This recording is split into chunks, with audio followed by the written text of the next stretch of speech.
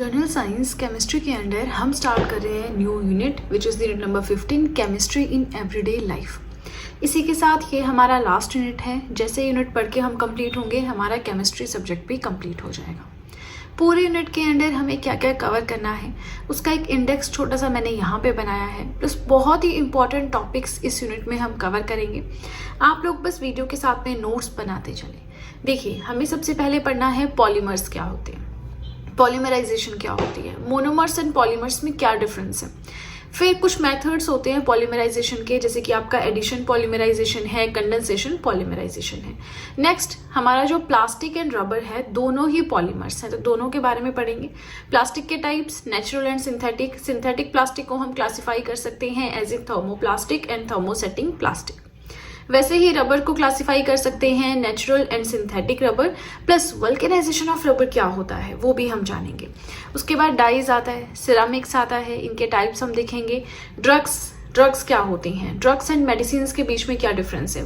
Antipyretics हैं आपके, analgesics, antibiotics, antiseptic, anaesthesia, tranquillisers, ये सब कुछ हमें पढ़ना है। उसके बाद आता है कि ग्लास क्या है, टाइप्स ऑफ ग्लासेस हम देखेंगे। हार्ड ग्लास कौन सा होता है, सॉफ्ट ग्लास होता है, क्वार्ट्ज ग्लास है, क्राउन ग्लास है, इस तरह से क्रूक्स ग्लास है, फ्लिंट ग्लास है। कौन सा जो है वो आई लेंसेज बनाने में यूज़ होता है, कौन सा बॉटल्स जार्स बनाने में यूज़ होता है, एप्लीकेशंस देखेंगे। एनीलिंग ऑफ ग्लास हम देखेंगे, कलर्ड ग्लास कैसे बनता है, कौन सा हम मटेरियल ऐड करें, सब्सटेंस ऐड करें ग्लास में, लिक्विड ग्लास में, तो जिससे कलर मिल जाए पर्टिकुलरली, है ना। हर एक कलर के लिए अलग अलग सब्सटेंस होता है। सीमेंट कैसे मिलकर बनता है, क्या यूजेस हैं। कॉस्मेटिक्स, अलग अलग कॉस्मेटिक प्रोडक्ट होते हैं तो किसमें कौन सा केमिकल प्रेजेंट होता है वो हम जानेंगे। फर्टिलाइजर्स क्या होते हैं, है ना, टाइप्स ऑफ फर्टिलाइजर्स हम देखेंगे। एक्सप्लोजिव्स क्या होते हैं, हमारे पास RTX है, रिसर्च एंड डेवलपमेंट एक्सप्लोजिव जिसे हम कहते हैं। TNG है, TNT है, TNP है, डायनामाइट है। कौन सा जो है टेररिस्ट यूज करते हैं, है ना, कौन सा सबसे ज़्यादा फ्रिक्वेंटली यूज होने वाला एक्सप्लोजिव है, इनकी फुल फॉर्म्स एंड एवरीथिंग हम जानेंगे।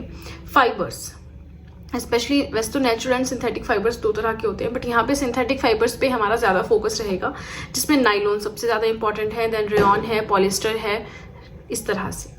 Last but not the least हम पढ़ेंगे सोप्स एंड डिटर्जेंट्स के बारे में, इनके कैरेक्टरिस्टिक्स और इनके डिफरेंस। ठीक है, स्टार्ट करते हैं आज का topic, that is the polymers. Polymers क्या होते हैं, तो वैसे एक बार ऑलरेडी हम पॉलीमर्स के बारे में पढ़ चुके हैं, लेकिन फिर से इन डिटेल, क्योंकि हम मेन टॉपिक तो अभी हमारा शुरू हो रहा है पॉलीमर्स का, तो यहाँ पे अच्छे से पढ़ेंगे। जो ये वर्ड है पॉलीमर, ये आया है दो ग्रीक वर्ड से, पॉली प्लस मर। इन दोनों में पॉली का मतलब होता है मैनी एंड मर का मतलब होता है part and unit. Many part और यूनिट, बहुत सारे छोटे छोटे पार्ट्स, सिमिलर पार्ट्स से मिलकर जब कोई बड़ी चीज बनती है तो उसे हम पॉलीमर कहते हैं। कंडीशन ये है कि वो सिमिलर होनी चाहिए, सेम चीज होनी चाहिए। एग्जाम्पल, ऑलरेडी मैंने आपको एक बार सेम एग्जाम्पल दिया था। मान लीजिए एक सफेद मोतियों की माला है, उसमें 50 सफ़ेद मोती हैं, सारे सेम हैं, तो उसमें जो सफ़ेद मोतियों की माला है वो बड़ी माला है जो छोटे छोटे मोतियों से मिलकर बनी है ना। तो ये बड़ी माला जो है ये आपकी कहलाएगी पॉलीमर, और जो ये छोटे छोटे सफ़ेद मोती हैं जो कि सेम है, जिन सेम पार्ट से मिलकर पूरी माला बनी है, वो है पॉलीमर। और ये छोटे छोटे यूनिट्स, ये जो छोटे छोटे सफ़ेद मोती हैं, ये हैं आपके मोनोमर। एग्जाम्पल से समझ आ गया। यही चीज अब केमिकल फॉर्म में हम यहाँ पे पढ़ेंगे कि केमिस्ट्री में कैसे चलती है ये चीज, है ना। चलिए, तो अब एग्जाम्पल हमने समझ लिया पॉलीमर क्या होते हैं।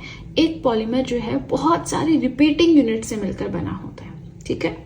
A polymer is made up of many repeating units. और ये जो रिपीटिंग यूनिट्स होते हैं ना, ये कुछ सिंपल या रिएक्टिव मॉलिक्यूल्स से मिलकर बने होते हैं। देखो, रिपीटिंग यूनिट को बोला इन्होंने मोनोमर, जो बड़ी चीज बनी जैसे यहाँ मोतियों की माला, वो हो गए आपके पॉलीमर। आपने समझना है, मोनो माने छोटा, पॉली माने बड़ा, ऐसे करके आप याद कर सकते हो। नेक्स्ट आता है कि ठीक है, पॉलीमर्स तो हमने समझ लिया कि क्या फंडा है। अब ये पॉलीमराइजेशन क्या होती है। पॉलीमराइजेशन होता है एक ऐसा प्रोसेस जिसमें पॉलीमर्स की फॉर्मेशन होती है रिस्पेक्टिव मोनोमर्स से। पॉलीमर मोनोमर समझ लिया, अब मोनोमर्स से पॉलीमर्स की फॉर्मेशन का प्रोसेस जो है that is known as polymerization. और ये जो प्रोसेस है कुछ स्पेसिफिक कंडीशंस होती हैं उसके अंडर ही होता है। अब मोतियों की माला तो मैंने आपको सिंपल एग्जांपल दिया है ना। अब थोड़ा सा हम सही से एग्जांपल देखें तो जब भी ना हम एसिटाइलिन गैस को रेड हॉट कॉपर पाइप में डालते हैं तो क्या होता है, जब भी डालेंगे तो वो रिएक्शन की वजह से 3 मॉलिक्यूल्स जो होते हैं एसिटाइलिन गैस के वो मिलकर बेंजीन बना देते हैं। कब? जब भी आप एसिटाइलिन गैस को रेड हॉट कॉपर पाइप में डालेंगे 3 मॉलिक्यूल्स एसिटाइलिन गैस के मिलकर बेंजीन बनाएंगे। यही एसिटाइलिन गैस, यहाँ पे 3 मॉलिक्यूल्स मिल रहे हैं ना, इसके मतलब acetylene plus acetylene plus acetylene मिलकर बेंजीन बना रहे हैं। तो ये एसिटाइलिन आपका मोनोमर है क्योंकि ये सेम रिपीटिंग यूनिट है, और बेंजीन जो बड़ी चीज बनी 3 एसिटाइलिन गैसेस से मिलकर वो है आपका पॉलीमर। आई होप समझ में आ गया। कोई डाउट हो कमेंट सेक्शन में पूछ सकते हैं। अब पॉलीमराइजेशन तो हमने देख लिया, लेकिन पॉलीमराइजेशन ना अलग अलग मैनर्स में हो सकती है, ठीक है। एक होता है आपका एडिशन पॉलीमराइजेशन, एक होता है आपका कंडेंसेशन पॉलीमराइजेशन। दोनों क्या होते हैं, चलिए उस चीज को हम नेक्स्ट पेज के लिए छोड़ देते हैं। सबसे पहले आप लोग वीडियो के साथ में नोट्स बना रहे हैं या नहीं मुझे कमेंट सेक्शन में बताएं, क्योंकि देखिए नोट्स मेकिंग बहुत ज़रूरी है। इतनी ज़्यादा मेहनत मैं कर रही हूँ तो मैं आपसे एक्सपेक्ट करती हूँ कि आप मेरी इस मेहनत का फ़ायदा उठाएं। अलग अलग जगह से मैं नोट्स बना रही हूँ, यहाँ पे आपके सामने लेकर आ रही हूँ, तो आपको एक जगह पे सब कुछ मिल रहा है तो नोट्स बनाएं। नोट्स बनाने में क्या प्रॉब्लम आ रही है? अगर 15 मिनट की वीडियो है, आप साथ में सुनते भी रहें लिखते भी रहें तो भी आपको 15 से 30 मिनट लग जाएंगे, डबल टाइम लग जाएगा। 30 मिनट की वीडियो तो मैं कभी अपलोड करती नहीं हूँ, मैक्सिमम 20 मिनट की वीडियो है, 40 मिनट लग जाएंगे। उसके बाद क्या, नोट्स एक बार बन गए तो बन गए। फिर आप कोई भी एग्जाम दो एक पर्टिकुलर लेवल का, आप टीचिंग दे रहे हो, जेबीटी बीएड का दे रहे हो, सुपरिटेंडेंट क्लर्क का दे रहे हो, कोई भी एग्जाम दे रहे हो, सेम रहता है सिलेबस। हाँ, अगर आप थोड़ा यूपीएससी लेवल देख रहे हो वो तो अलग चीज हो जाती है, जो पब्लिक सर्विस कमीशन तक के लेवल होता है सेम रहता है, बस थोड़ा सा डेप्थ में चलना पड़ता है। जो जितना हायर एग्जाम उतना डेप्थ में क्वेश्चन आता है, ठीक है। चलिए इसी के साथ फर्स्ट पेज हो गया कंप्लीट। वीडियो पसंद आए लाइक जरूर कीजिएगा, और चलिए अब सीधे चलते हैं अपने सेकंड पेज की ओर। नाउ एडिशन पॉलीमराइजेशन क्या होता है? तो ये एक ऐसा प्रोसेस है जिसमें मोनोमर्स कंबाइन तो करते हैं लेकिन उसमें स्मॉलर यूनिट्स का लॉस नहीं होता है। एक चीज समझ लो आप, जैसे कि मान लीजिए मोतियों की माला हमने बनाई तो उसमें मोती आपको दिखाई दे रहे हैं ना, वो एज इट इज है जैसे थे, उनमें कोई चेंजिंग नहीं हुई। जैसे वो शुरुआत में एक मोती आप अलग रखो या फिर सारे मोतियों को एक साथ कर दो, सेम रहता है ना, वो कोई लॉस नहीं हो रहा स्मॉलर यूनिट का। तो इस तरह की पॉलीमराइजेशन को हम बोलते हैं एडिशन पॉलीमराइजेशन।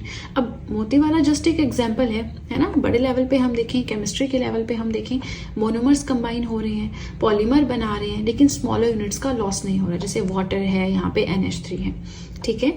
और जो मॉलिक्यूलर वेट होता है पॉलीमर का वो होता है multiple factor of the molecular weight of monomer. मान लीजिए यहाँ पे जो 50 मोतियों की माला है उसमें एक मोती का वेट है 1 ग्राम, तो 50 मोतियों का वेट कितना हो जाएगा? 50 ग्राम। यानी जो आपकी माला बनी उसका वेट कितना होगा? 50 ग्राम। तो यही चीज यहाँ पे बोल रहे हैं कि जो पॉलीमर होता है ना उसका जो वेट होता है molecular weight, that is equal to the molecular factor. कितने मोनोमर्स हमने उसमें यूज किए हैं, multiply by that into weight, ठीक है। ये एक रिवर्सिबल प्रोसेस है, मोनोमर से पॉलीमर, पॉलीमर से मोनोमर बनाए जा सकते हैं। एंड पीवीसी है आपका, पॉलीविनाइल क्लोराइड, पॉलीथीन है, पॉलीस्टाइरीन है, रबर है, ये सारे हम इसी प्रोसेस के थ्रू अचीव करते हैं एडिशन पॉलीमराइजेशन के थ्रू। रबर एक बहुत इंपॉर्टेंट टॉपिक है, आज के वीडियो में तो नहीं, लेकिन इससे जो नेक्स्ट वीडियो आएगी उसमें हमें रबर के बारे में पढ़ना है। 2 तरह के होते हैं, नेचुरल है, सिंथेटिक है, क्या इसके यूजेस हैं, सब कुछ हम इन डिटेल पढ़ेंगे। एक पूरी वीडियो में हम जस्ट रबर पढ़ेंगे, वो भी एक इंपॉर्टेंट पॉलीमर है, लेकिन आज के वीडियो में ऑलरेडी काफी कुछ है पढ़ने के लिए, इसलिए हम इसे कवर नहीं करेंगे। और पॉलीमर्स के बाद हम पढ़ेंगे प्लास्टिक आज की वीडियो में, ठीक है। आई होप एडिशन पॉलीमराइजेशन आपको समझ में आया हो। सेकेंड टाइप ऑफ पॉलीमराइजेशन जो हमें करनी है दैट इज कंडेंसेशन पॉलीमराइजेशन। इसमें क्या होता है ना, जब भी मोनोमर्स कंबाइन करते हैं, पॉलीमर्स बनते हैं, तो जो स्मॉलर यूनिट है वो एलिमिनेट हो जाते हैं, ठीक है। मोनोमर्स कंबाइन हुए और स्मॉलर यूनिट जो है वो गुम हो गया। जैसे चाय पत्ती बनाते हो ना, उसमें आप चीनी भी डालते हो और भी चीज़ें डालते हो, लेकिन जब लास्ट में चाय बनती है उसको आप छानते हो, लिक्विड होता है ना, तो उसमें क्या आपको चाय पत्ती दिखाई देती है या आपको चीनी के पीसेस दिखाई देते हैं? नहीं दिखाई देते। क्यों? कि वो मिक्स हो गए, वो एलिमिनेट हो गए, सिर्फ टेस्ट आएगा। वैसे ही एग्जाम्पल है भाई, समझ यहाँ पे लिख मत लेना, एग्जाम्पल है। तो वैसे ही कंडेंसेशन पॉलीमराइजेशन में क्या होता है, बहुत सारे छोटे छोटे यहाँ पे रिपीटिंग यूनिट्स होते हैं, चाय में रिपीटिंग यूनिट्स नहीं होते, है ना। तो बहुत सारे छोटे छोटे यूनिट्स मिलकर जब पॉलीमर बना रहे हैं, मोनोमर जब मिलकर पॉलीमर बना रहे हैं, तो जो आपका स्मॉलर यूनिट है वो एलिमिनेट हो जाता है। इस केस में जो मॉलिक्यूलर वेट होता है, जो इस तरह से पॉलीमर बना, उसका वो इक्वल नहीं होता to the multiple factor of the molecular weight of monomers. यहाँ पे मैंने ये फंडा समझा दिया है, मुझे नहीं लगता कोई डाउट आपको यहाँ पे होना चाहिए। फिर भी कोई डाउट है कमेंट सेक्शन में पूछ सकते हैं। नेक्स्ट आता है आपका कि कौन कौन से ऐसे पॉलीमर्स हैं जिन्हें हम कंडेंसेशन पॉलीमराइजेशन के थ्रू अचीव करते हैं। टेरिलीन है, नाइलोन है, इसे हम कंडेंसेशन पॉलीमराइजेशन के थ्रू अचीव करते हैं। अब देखिए पॉलीमर्स, पॉलीमराइजेशन, ये चीज़ हो गई हमारी कंप्लीट। अब यहाँ पे जो प्लास्टिक है ना, ये एक बहुत ही इंपॉर्टेंट पॉलीमर है, इसके बारे में अब हम पढ़ेंगे। आई नो ये वाली जो वीडियो है थोड़ी सी लेंदी हो सकती है, क्योंकि इसमें हम दो चीज़ें पढ़ रहे हैं। वैसे पॉलीमर के अंडर ही आता है प्लास्टिक भी, रबर भी, लेकिन प्लास्टिक भी पढ़ रहे हैं, पॉलीमर, पॉलीमराइजेशन, उसके मेथड्स, तो इस वजह से ये वीडियो थोड़ी सी लेंदी हो सकती है। आपने बस वीडियो के साथ नोट्स मेकिंग करते रहना है। नाउ प्लास्टिक क्या होता है, प्लास्टिक के लिफाफे, प्लास्टिक के शो पीस, प्लास्टिक की चेयर्स, आसपास देखेंगे तो प्लास्टिक ही प्लास्टिक है ना। चलिए क्या होता है प्लास्टिक, जब अनसैचुरेटेड हाइड्रोकार्बन्स, अच्छा जी सैचुरेटेड हाइड्रोकार्बन्स क्या होते हैं, अनसैचुरेटेड हाइड्रोकार्बन्स क्या होते हैं, तो काफ़ी बार मैं ये चीज़ आपको केमिस्ट्री में पढ़ा चुकी हूँ। पूरा यूनिट हाइड्रोकार्बन्स के ऊपर डेडिकेटेड है, अब तो आपको डाउट होना ही नहीं चाहिए, है ना। तो प्लास्टिक हम पढ़ रहे थे, जब भी अनसैचुरेटेड हाइड्रोकार्बन्स जैसे कि आपका इथाइलिन है, प्रोपाइलिन है, ब्यूटाइलिन है, जब ये पॉलीमराइजेशन प्रोसेस के थ्रू अंडरगो करते हैं, है ना, पॉलीमराइजेशन प्रोसेस कंप्लीट करते हैं अंडर सुटेबल कंडीशन, तो उस टाइम पे जो पॉलीमर हमें मिलता है दैट इज प्लास्टिक।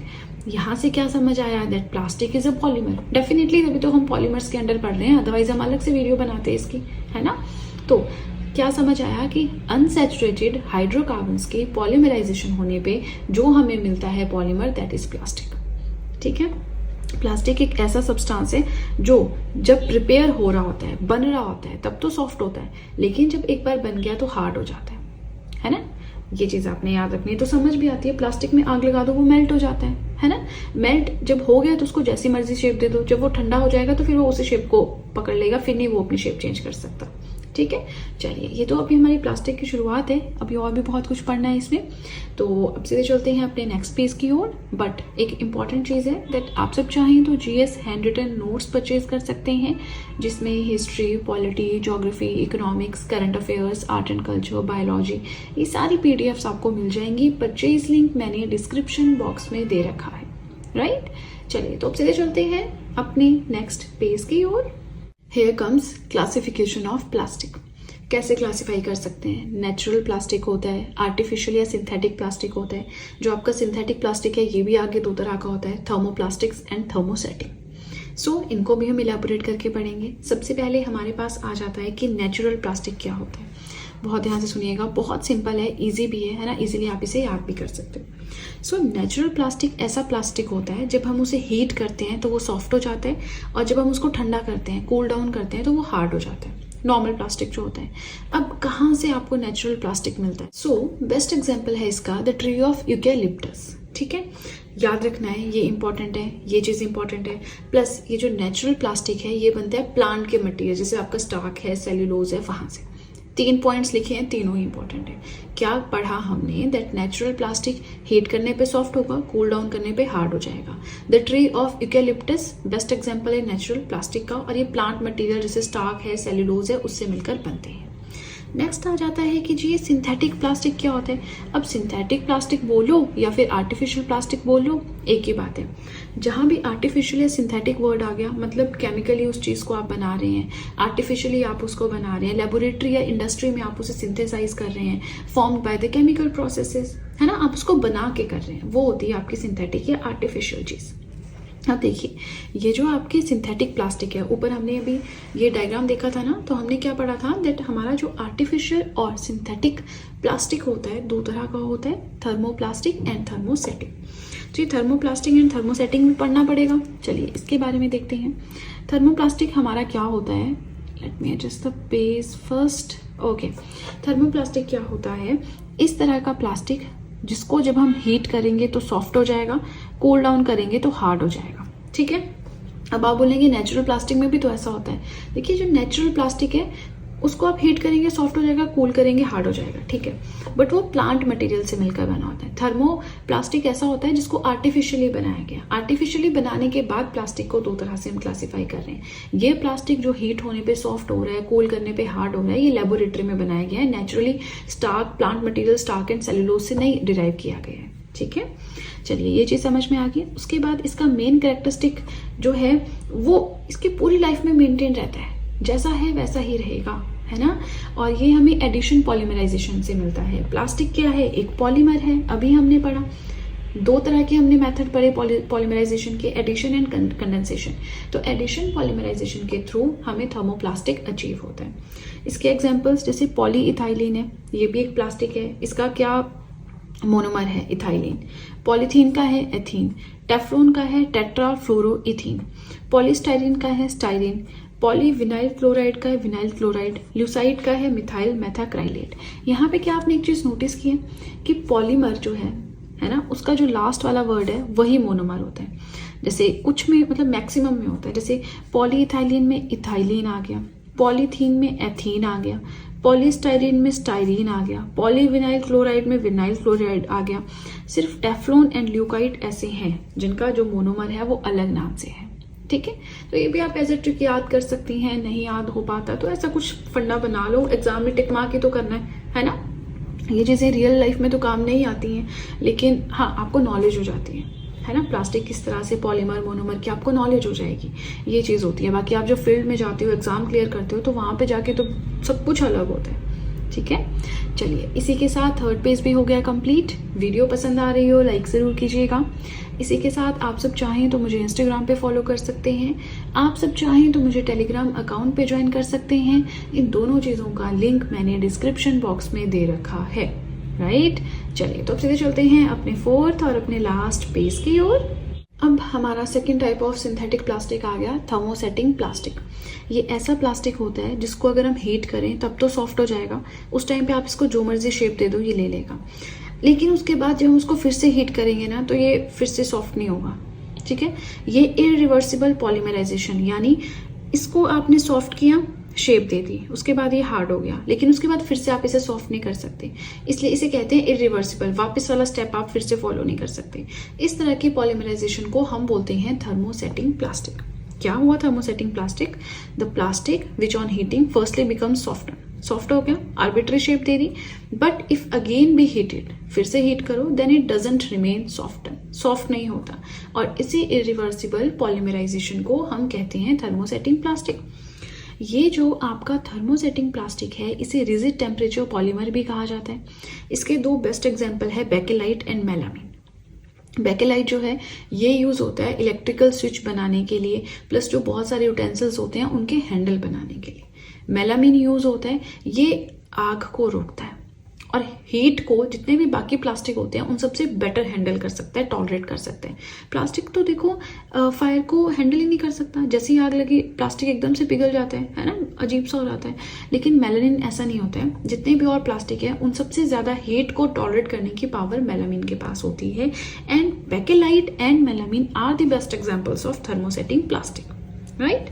अब दो तीन चीज़ें और हैं प्लास्टिक से रिलेटेड ही, वो देख लेते हैं, देन हमारा आज का कंटेंट हो जाएगा कंप्लीट। पहली चीज़, ये पॉलीकार्बोनेट्स क्या होते हैं? पॉलीकार्बोनेट्स जो हैं बुलेट प्रूफ ग्लास, फ्रिज के कंटेनर, मिक्सी जार, ये बनाने में यूज़ होता है। नेक्स्ट आता है प्लास्टिसाइजर्स क्या होते हैं? जो प्लास्टिसाइजर्स होते हैं ये हार्ड एंड ब्रिटल प्लास्टिक को, हार्ड है एकदम से टूटने वाला प्लास्टिक है, उसको soft and easily pliable plastic में कन्वर्ट कर सकते हैं। प्लास्टिसाइजर्स टर्म्स आ जाती हैं। पॉलीकार्बोनेट का क्या यूज़ है भाई, प्लास्टिसाइजर्स क्या होते हैं, तो आपको पता होना चाहिए, हल्का हल्का idea, in detail in depth कोई नहीं आपसे इतना टफ पूछेगा, ठीक है। नेक्स्ट आता है दैट जितने भी प्लास्टिक्स होते हैं ना उनकी अरेंजमेंट यूनिट्स की डिफरेंट होती है। जैसे कुछ में लीनियर अरेंजमेंट होगी, कुछ में क्रॉस लिंक्ड होगी। लीनियर होती है ऐसे, क्रॉस लिंक्ड होती है ऐसे, है ना। तो जैसे आपका पॉलीविनाइल क्लोराइड है, पॉलीथीन है, इनमें लीनियर अरेंजमेंट होती है। बेकेलाइट है, मेलामीन है, जो कि दोनों ही थर्मोसेटिंग प्लास्टिक है, इनमें क्रॉस लिंक्ड होती है अरेंजमेंट, है ना। तो ये चीज़ें हैं जो पढ़ने वाली थी। और इसी के साथ हमारा जो ये प्लास्टिक एंड पॉलीमर वाला टॉपिक था ये हो गया कंप्लीट। आज के वीडियो में हम पढ़ेंगे कि रबर क्या होता है ना। रबर के टाइप्स हैं, नेचुरल रबर, सिंथेटिक रबर क्या होता है। प्रीवियस वीडियो में हमने पढ़ा था पॉलीमर्स क्या होते हैं, पॉलीमराइजेशन क्या होता है, प्लास्टिक्स क्या होते हैं, टाइप्स ऑफ प्लास्टिक्स हमने पढ़े थे, टाइप्स ऑफ पॉलीमराइजेशन पढ़े थे, राइट। तो प्रीवियस वीडियो नहीं देखी है, डिस्क्रिप्शन बॉक्स में केमिस्ट्री की प्लेलिस्ट का लिंक दिया है, वहां जाकर आप देख सकते हैं। चलिए स्टार्ट करते हैं विद टुडेज टॉपिक जो कि है रबर। वीडियो के साथ नोट्स मेकिंग अपनी करते रहें। तो रबर से आप क्या समझते हैं, इरेजर होता है हमारे पास, तो हम उसको शुरू से रबर बोलते आए हैं, है ना। तो बस वैसा ही कुछ है। ये एक नेचुरल पॉलीमर होता है। पॉलीमर क्या होता है, जो बहुत छोटे छोटे आइडेंटिकल मॉलिक्यूल से मिलकर बना है। इसके लिए मैंने आपको एग्जांपल बताई थी मोतियों की माला। जैसे ये आपके मोतियों की मान लीजिए 50 मोतियों की माला है, सेम व्हाइट कलर के मोती हैं सारे के सारे। तो ये जो व्हाइट मोती हैं, इनके रिपीटिंग यूनिट से मिलकर आपकी मोतियों की माला बनी है ना, सारे सेम यूनिट्स हैं। तो इसलिए ये जो एक मोती होगा इसे हम कहेंगे मोनोमर, और जो ये पूरी माला बन जाएगी 50 मोतियों की माला, इसे हम कहेंगे पॉलीमर। तो यहां से क्या समझ आया कि रबर आपका नेचुरल पॉलीमर है, मतलब नेचुरल फॉर्म से बनने वाली चीज है पॉलीमर, यानी बहुत सारी सेम रिपीटिंग यूनिट से मिलकर बना है। अब वो रिपीटिंग यूनिट कौन सा है, तो भाई उसके लिए पूरी वीडियो देखनी होगी, स्टेप बाय स्टेप आगे चलेंगे, आपको समझ आता रहेगा। सबसे पहले ये जो रबर है कहाँ से हम ऑब्टेन करते हैं, तो कुछ स्पेशल, कुछ अलग तरह के ट्रीज होते हैं जो इक्वेटोरियल एवरग्रीन फॉरेस्ट, सदाबहार जो जंगल होते हैं इक्वेटर के आसपास, वहां पे पाया जाता है। अब ये जो ट्रीज हैं इनसे मिल्क निकाला जाता है, मतलब इन पे कट लगाते हैं और सफेद कलर का कुछ मिल्क सा बाहर निकलता है, जिसे हम लेटेक्स कहते हैं, है ना। आपने वैसे भी कई बार देखा होगा, मतलब पहाड़ी जो इलाके हैं वहां तो कॉमन होता है, जैसे पेड़ काटते हैं तो उसमें से कुछ ट्रांसपेरेंट सी एक लिक्विड सी चीज निकल रही होती है बाहर, जिसको गोंद बोलते हैं, है ना। तो उसके लिए फिर एक डब्बू से वहां पे लगाए थे, उस गोंद को इकट्ठा कर रहे होते हैं। अगर आप किसी हिमालयन स्टेट से बिलोंग करते हैं, आपने देखा होगा, otherwise I don't know south या नीचे वाली साइड में क्या रहता है। तो उसी तरह से जो ये अलग तरह के ट्रीज होते हैं जो कि इक्वेटोरियल एवरग्रीन फॉरेस्ट में पाए जाते हैं, इनमें पेड़ों पे कट लगाया जाता है, और जो व्हाइट कलर की एक लेस सी स्टिकी चीज निकलती है, जिसे मिल्क कह दिया इसका, है ना, जिसे हम लेटेक्स कहते हैं, वो होता है हमारा रबर। मतलब ऑब्वियसली थोड़ी चेंजिंग उसमें करके फिर वो आगे बनता है। अब ये जो मिल्क होता है जिसे कि हम लेटेक्स कहते हैं, this is the colloidal solution of rubber in water. Water का रबर के साथ कोलाइडल मिक्स सॉल्यूशन है, ठीक है। अब देखिए पहले के टाइम में ये यूज होता था पेपर के ऊपर जो ग्रेफाइट के निशान है उसे मिटाने के लिए। अच्छा, मैंने आपको एक चीज बताई थी, ये जो मैंने पेंसिल पकड़ी है, ये जो इसकी टिप है आप यहाँ पे देखेंगे, है ना। तो ये हम बोलते हैं लेड पेंसिल है, ये लेड है, ये लेड नहीं होता, ये ग्रेफाइट होता है ना। लेड पेंसिल क्यों बोलते हैं इसको, तो उसके लिए हमने प्रीवियस पढ़ा था कि पहले लेड यूज होता था, है ना। तो उस टाइम से ये चीज हम बोलते आ रहे लेड पेंसिल, बट ये जो इसकी टिप है ये ग्रेफाइट की बनी हुई है, ठीक है। तो ग्रेफाइट के जो निशान व्हाइट पेपर पे आते थे उसे इरेज करने के लिए हम इसका यूज करते थे, नो डाउट आज भी करते हैं। लेकिन आज सिर्फ इतना ही यूज इसका नहीं है, और भी बहुत सारी इसकी प्रॉपर्टीज को अगर हम इंप्रूव कर दे, जैसे इलास्टिसिटी है या इसकी वाटर होल्डिंग कैपेसिटी है, बहुत सारी प्रॉपर्टीज को कंट्रोल करके, चेंज करके, ऑल्टर करके हम इसे इंडस्ट्रियल पर्पजेस के लिए भी यूज कर सकते हैं, ठीक है। नेक्स्ट हमारा आ जाता है कि पहले के टाइम में रबर हम कहाँ से ऑब्टेन करते थे। तो ये जो अमेजोन और जायर, अमेजोन को लंग्स ऑफ द वर्ल्ड भी कहते हैं ना, तो ये जो अमेजोन एंड जायर के जो जंगल है वहां से रबर ऑब्टेन होता था। मेनली जो अमेजोन रिवर बेसिन है वो मेन रीजन था, मेन क्षेत्र, एक एरिया था, रीजन किसका, रबर प्रोडक्शन का। इसीलिए रबर को उस टाइम पे वाइल्ड रबर भी कहा जाता था, ठीक है। आई नो ये थोड़ा बेसिक हो गया, काफी बेसिक हो गया। इसमें आपने एक तो नेचुरल पॉलीमर है ये याद रखना है, दूसरा आपने ये लेटेक्स वाला फंडा याद रखना है ना, तीसरा वाइल्ड रबर कहते हैं, क्यों कहते हैं, अगर इसके प्रॉपर्टीज को चेंज कर दे तो हम इसे इरेज करने के अलावा और भी जगह इंडस्ट्रियल पर्पजेज में भी यूज कर सकते हैं, है ना। अब हम नेक्स्ट चलते हैं एंड टाइप्स ऑफ रबर देख लेते हैं। देखो आगे एडवांस वे में चलने से पहले थोड़ा बेसिक इन्फॉर्मेशन होना भी जरूरी है, अदरवाइज रबर से तो हम इरेजर समझा, हम इरेज कर दिया, दैट्स इट, ऐसा नहीं है, ठीक है। अब देखिए यहाँ पे हम रबर के टाइप्स देखते हैं। एक है हमारे पास नेचुरल रबर, एक है हमारे पास सिंथेटिक रबर। तो नाम से पता लग रहा है दोनों के बीच में डिफरेंस क्या होगा, एक नेचुरली अकर करता है, एक सिंथेटिकली या आर्टिफिशियली, हम लैब्स में इसे बनाते हैं, ठीक है। कहीं भी सिंथेटिक वर्ड आ जाए ना, मतलब आर्टिफिशियली बन रहा है वो चीज, ठीक है। ना नेचुरल रबर क्या होता है, इसे हम अलग तरह के जो स्पेशल तरह के जो ट्रेज होते हैं उनके मिल्क से ऑब्टेन करते हैं, इसको हम लेटेक्स कहते हैं, इस मिल्क को नेचुरली हम इसे ऑब्टेन करते हैं। अब जो रबर होता है जो कि नेचुरल रबर है, that is the polymer of isoprene C5H8। Rubber जब मैंने शुरू किया, यहाँ पे आप देखेंगे सबसे पहले मैंने क्या बताया, that this is the natural polymer. क्या मैंने आपको ये चीज बताई थी? यस। फिर मैंने आपको मोतियों वाला एग्जाम्पल दिया था, मोती की माला वाला। तो ये जो नेचुरल पॉलीमर है, पॉलीमर माने पूरे मोती की माला, मोनोमर माने एक सफेद मोती, है ना, हमारे एग्जाम्पल के हिसाब से। अब देखो रबर पॉलीमर तो है, लेकिन इसका मोनोमर क्या है, किससे मिलकर बना है? तो इसका मोनोमर अब हम यहाँ पे पढ़ रहे हैं isoprene. In case of natural rubber हम बात कर रहे हैं, क्या है मोनोमर, मोनोपर, यहाँ पे आपका मोनोमर आइसोप्रीन, मतलब बहुत सारे आइसोप्रीन आइसोप्रीन आइसोप्रीन से मिलकर हमारा रबर बनता है और पूरा जो है वो नेचुरल पॉलीमर है। आइसोप्रीन ये तो बहुत ही इंपॉर्टेंट है, आपको याद रखना पड़ेगा, रट लो इसको। C5H8 is the chemical formula of isoprene. Second हम क्या पढ़ेंगे, सिंथेटिक रबर। तो ये रबर जो केमिकली या आर्टिफिशियली हम प्रोड्यूस करते हैं is known as the synthetic rubber.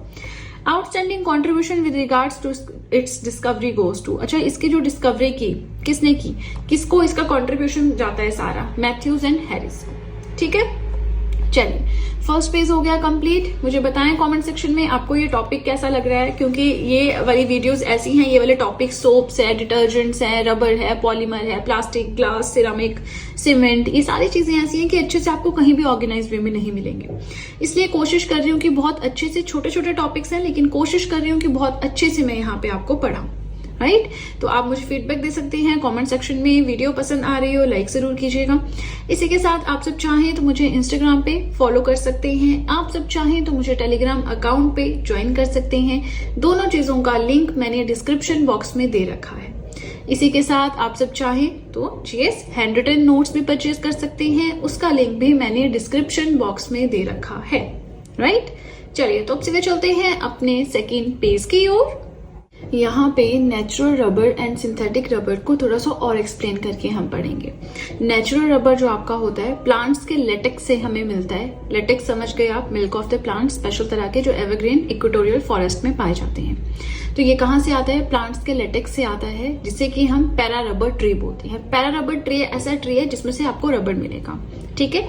अब ये जो ट्री है ये जाना जाता है for being strong, flexible and heat resistant. ऐसा ट्री है जो बहुत स्ट्रॉन्ग होता है, फ्लेक्सिबल है एंड हीट को रेजिस्ट करता है, इस तरह का ट्री है। इसे जो है इंडिया रबर भी कहा जाता है। प्रिपरेशन मेथड्स इसके क्या हैं हम डिटेल में नहीं पढ़ेंगे, लेकिन इतना सा पता होना चाहिए कि अगर नेचुरल, अब देखो नेचुरल आता तो थोड़ी नेचुरल उठाया वहां से और यूज करने लग गए, ट्रे से हटा लिया और यूज करने लगे, थोड़ी सी मॉडिफिकेशन तो करनी पड़ती है ना। तो कौन कौन से मेथड्स हैं जिसके थ्रू हम नेचुरल रबर को बना सकते हैं। रबर टैपिंग है, यहाँ पे मेस्टिकेशन है, कैलेंडरिंग है, तो ये आपने थोड़ी सी टर्म्स याद रखनी है ना। दोनों तरह के यानी जो नेचुरल रबर है, सिंथेटिक रबर है, इन दोनों तरह के रबर्स में डिफरेंस क्या आता है, like how they are produced. ये नेचुरली अकर करता है, ये हमें लैब में बनाना पड़ता है आर्टिफिशियली, ये डिफरेंस लाई करते हैं, है ना। चलिए हमने वल्केनाइजेशन ऑफ रबर भी पढ़ना है आज की वीडियो में, छोटा सा टॉपिक है, हम साथ में ही पढ़ लेंगे ना। सिंथेटिक रबर्स की हम बात करते हैं तो इसे हम आर्टिफिशियली ऑब्टेन करते हैं। इसके एग्जांपल्स आ गए आपके पास, नियोप्रीन है, ब्यूना एन है और थियोकोल रबर है, ठीक है। अब देखो जो सिंथेटिक रबर्स है ना, ये प्रोड्यूस किए जाते हैं या हम कहाँ से ऑब्टेन करते हैं इनको, जो पेट्रोलियम एंड नेचुरल गैस के जो सोर्सेज होते हैं वहां से हम यूज करके बना सकते हैं सिंथेटिक रबर। अब ये जो मैंने आपको तीन बताए, नियोप्रीन, ब्यूना एंड थियोकोल रबर, ये तीनों बहुत इंपॉर्टेंट है, इसलिए थोड़ा थोड़ा हम इनके बारे में जानेंगे, ठीक है। पर आपको ये पता होना चाहिए कि अच्छा again natural rubber is the polymer of isoprene. Formula फटाफट से बताएं कमेंट सेक्शन में। मतलब आइसोप्रीन मोनोमर है, रबर पॉलीमर है। बहुत सारे आइसोप्रीन्स आइडेंटिकल से मिलकर क्या बना है, आपका रबर बना है, which is a polymer, right. अब देखो यहाँ पे नियोप्रीन देखें तो ये बनता है बाय द पॉलीमराइजेशन ऑफ, मतलब नियोप्रीन कोई बड़ी चीज है जो क्लोरोप्रीन की पॉलीमराइजेशन से बनेगी। बहुत सारे क्लोरोप्रीन इकट्ठे होंगे जो आइडेंटिकल होंगे, उनसे फिर नियोप्रीन बनेगा, which is a synthetic rubber. क्या है इसका फॉर्मूला, 2-chloro-buta-1,3-dine, ठीक है।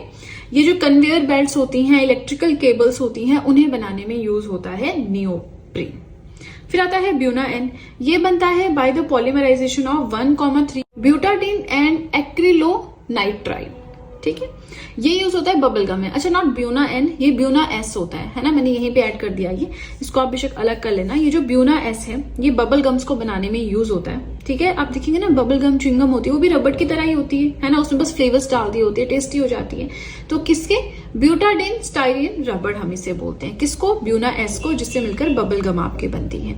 नेक्स्ट आता है थियोकोल, ये बनता है by the reaction of dichloroethane and polysulphide. ये यूज होता है बड़ी बड़ी पाइप्स जो क्रूड ऑयल को कैरी करती हैं इधर से उधर, उसे बनाने में यूज होता है। ठीक है, ये चीज थोड़े से, ये वाली जो चीजें होती है ना, ये जो यूजेस होते हैं, यहां से क्वेश्चन आ जाते हैं, तो आपको ध्यान रखना होता है, राइट। ये हमारा आज का लास्ट छोटा सा सब टॉपिक एंड देन हमारी वीडियो कंप्लीट।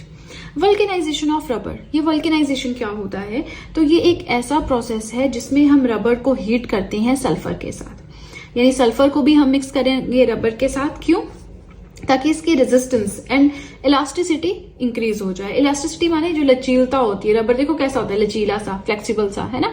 एंड रेजिस्टेंस यानी रोकना किसी चीज को, हम रेजिस्टेंस पढ़ते हैं करंट में, रेजिस्टेंस है ना, तो मतलब रोकना, बहाव को रोकना, तो उस चीज के लिए भी यूज होता है। अब वल्केनाइजेशन क्या हुआ, it is a process in which rubber is heated with sulphur to improve its resistance and elasticity. अब जो हमें वल्केनाइज्ड रबर मिलता है स्ट्रॉन्ग होता है, ज्यादा रेजिस्टेंट होता है केमिकल्स के लिए एंड हाई टेम्परेचर को विदस्टैंड कर सकता है। ठीक है, चलिए इसी के साथ हमारा ये जो आज का टॉपिक था रबर हो गया कंप्लीट। आज के वीडियो में हमें पढ़ना है डाइज एंड सेरामिक्स के बारे में, लेकिन वीडियो स्टार्ट करने से पहले आप सभी से बस इतनी सी रिक्वेस्ट है कि वीडियो के साथ में नोट्स बनाते रहें। ये नोट्स आपके लिए काफी ज्यादा बेनिफिशियल प्रूफ होंगे। यहाँ पे बात करते हैं डाइज की, तो कभी ना कभी आपने ये चीज देखी होगी, लड़कियों को तो पता भी होगा कि हाँ दुपट्टा डाई करवाना है, तो उसका मतलब क्या है कि उस पर कलर लगवाना है, कलर चढ़ाना है। अच्छा जी, बालों पे डाई करनी है, हेयर डाई करना है, मतलब बाल सफेद हो गई हैं उन पे डाई करना है, या रेड या ब्राउन सा या ब्लैक कलर चढ़ाना है ना। तो यहाँ से डाई का मतलब आप क्या समझे, किसी भी चीज के ऊपर एक काइंड ऑफ परमानेंट कलर चढ़वाना। ठीक है, अब ये परमानेंट है या टेम्परेरी है वो बहुत सारी चीजों पे डिपेंड करता है ना। जैसे आप किसी कपड़े पे या किसी दुपट्टा के ऊपर डाई करवा रहे हो तो वो परमानेंट रहता है, 90%, 10% खराब हो सकता है। हेयर डाई करते हो तो वो तो कुछ टाइम बाद बाल फिर से सफेद हो जाते हैं, फिर से डाई करनी पड़ती है। घर पे दादा होंगे, दादी होंगे, मम्मी पापा डाई करते होंगे, किसी न किसी को आपने देखा होगा, तो आप उस चीज से इसे रिलेट कर सकते हो। थोड़ा सा अब अच्छे से समझिए कि डाइज क्या होती है। So these are used to impart color to textiles, paper, leather and other materials. किसी मटेरियल पे, लेदर पे, पेपर पे, कपड़े पे कलर चढ़ाना जो है उसके लिए हम डाई का यूज करते हैं। एंड कलर इस तरह से चढ़ाना कि कलर जो है एकदम से कपड़े को धो के या धूप में रख के या लाइट के इफेक्ट से चला ना जाए, खराब ना हो जाए। मान लीजिए डार्क कलर का बिल्कुल रेड कलर चढ़ा दिया किसी चीज पे, तो अगर उसको धूप में रखा है वो खराब ना हो जाए, वॉशिंग मशीन में धो रहे हैं खराब ना हो जाए। तो इस तरह से परमानेंट कलर चढ़ाना टेक्सटाइल पे, पेपर, लेदर या किसी और मटेरियल पे is used by using dyes. उसको हम डालेंगे, कलर लगाएंगे कैसे, डाई का यूज करके। अब देखिए ये तो सिंपल बात थी। ये जो ज्यादातर डाइज होती है ना, ये ऑर्गेनिक कंपाउंड्स होते हैं। ऑर्गेनिक कंपाउंड्स क्या होते हैं, ऑलरेडी पूरा यूनिट पढ़ा है हमने इसके ऊपर। Organic compounds, organic chemistry, vital force theory, father of organic chemistry, classification, right. चलिए अब ये जो डाइज होती हैं ये हमारे ऑर्गेनिक कंपाउंड्स होते हैं, जबकि जो पिगमेंट्स होते हैं वो इनऑर्गेनिक भी हो सकते हैं, ऑर्गेनिक भी हो सकते हैं। अब पिगमेंट यहाँ पे नया वर्ड उठ के आ गया। पिगमेंट क्या होते हैं, तो ये भी डाई की तरह ही होते हैं, लेकिन ये बहुत तीखे, जो डार्क या ब्राइट, चमकीले, यस चमकीले इज द करेक्ट वर्ड, चमकीले ब्राइट कलर्स जो हैं किसी लेदर या टेक्सटाइल को प्रोवाइड करवाते हैं। And maybe the dyes that are sometimes insoluble in the medium implied। कई बार हम इसको जैसे देखा होगा आपने, दुपट्टे पे कलर चढ़ाते हैं पानी में, वो उन्होंने कुछ कलर मिलाया होता है, वो कलर इतना परमानेंट होता है कि उस दुपट्टे या सूट को आप वॉशिंग मशीन में भी धो दो वो जाता नहीं है कलर। कई बार लाइट हो जाता है ना, पर जाता नहीं है वो कलर। तो यहाँ पे बात कर रहे हैं कि पिगमेंट्स ब्राइट कलर्स देते हैं, लेकिन पिगमेंट कुछ इस तरह की डाइज होती है ना, कई बार ये इनसॉल्युबल भी होती है। जिस मीडियम में आप इसको इम्प्लाई करना चाह रहे हो उस पर इनसॉल्युबल भी होती है। ठीक है, अब देखिए हमने दो चीजें आज के वीडियो में पढ़नी है, एक है डाइज, एक है सिरामिक्स। ये कुछ ऐसे टॉपिक्स हैं जो आपको हर जगह पे नहीं मिलेंगे, बहुत मुश्किल से ढूंढ के मिलेंगे। अगर कहीं मिल भी रहे हैं तो उसमें ऐसा होगा कि अच्छे से एक्सप्लेन नहीं होंगे, है ना। तो यहाँ पे बहुत अच्छे से मैंने कोशिश की है कि जितना इंपॉर्टेंट है एग्जामिनेशन पॉइंट ऑफ व्यू से उतना हम पढ़ें। वैसे तो डाई खुद में बहुत बड़ा एक टॉपिक है, इतना हम डिटेल में नहीं पढ़ेंगे, लेकिन राइट। अब देखिए डाइज आपके दो तरह की होती हैं, एक होती है नेचुरल, एक होती है सिंथेटिक। मैंने आपको बताया सिंथेटिक जहां भी यूज हो रहा है मतलब इसको लेबोरेटरी में केमिकली, आर्टिफिशियली बनाया जा रहा है, ये एक्चुअल में वैसे एग्जिस्ट नहीं करती है ना। तो नेचुरल डाइज क्या होती हैं, जो नेचुरल रिसोर्सेज से मिलती हैं। अच्छा, पुराने ज़माने में हमने पढ़ा था कि गुफाएं होती हैं, वहाँ पे पेंटिंग करते थे, तो पेड़ों के जो पत्ते होते हैं उनसे वो ग्रीन कलर लेते थे, फूलों से वो रेड कलर लेते थे, ऐसा कुछ हमने पढ़ा था। आर्ट एंड कल्चर में ये चीज़ हमने डिस्कस की थी, है ना। वही चीज़ अब हम यहाँ पे देख रहे हैं। देखिए, तो जो ये हमारी नेचुरल डाइज होती है ना, ये नेचुरल रिसोर्सेज से हमें मिलती है। मोस्ट कॉमनली जो वेजिटेबल्स होती हैं, जैसे प्लांट्स हैं, ट्रीज हैं, लिचन्स हैं, इनसे मिलती हैं। अब दो नेचुरल डाइज हैं जो सबसे ज़्यादा फेमस है, एक है एलिजरीन, एक है इंडिगो। इंडिगो रिवोल्ट है ना, ये तो हमने वैसे भी पढ़ा है, कुछ पर्पल ब्लू कलर होता है। तो अब यहाँ पे एलिजरीन की बात करें तो ये रेड डाई होती है, जो कि मेड प्लांट के जो रूट्स हैं वहां से निकाली जाती है, नेचुरली अकर करती है भाई, ठीक है।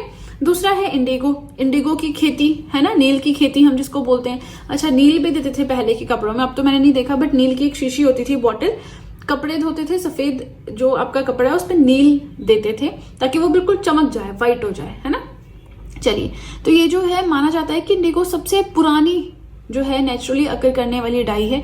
ब्लू पर्पल कलर की डाई होती है, ये यूरोप में मिलती है नॉर्मली। वहाँ पे जो लीव्स हैं डायर्स वुड हर्ब के, ये जड़ी बूटियां हैं, कुछ झाड़ियां वहां से मिलती हैं।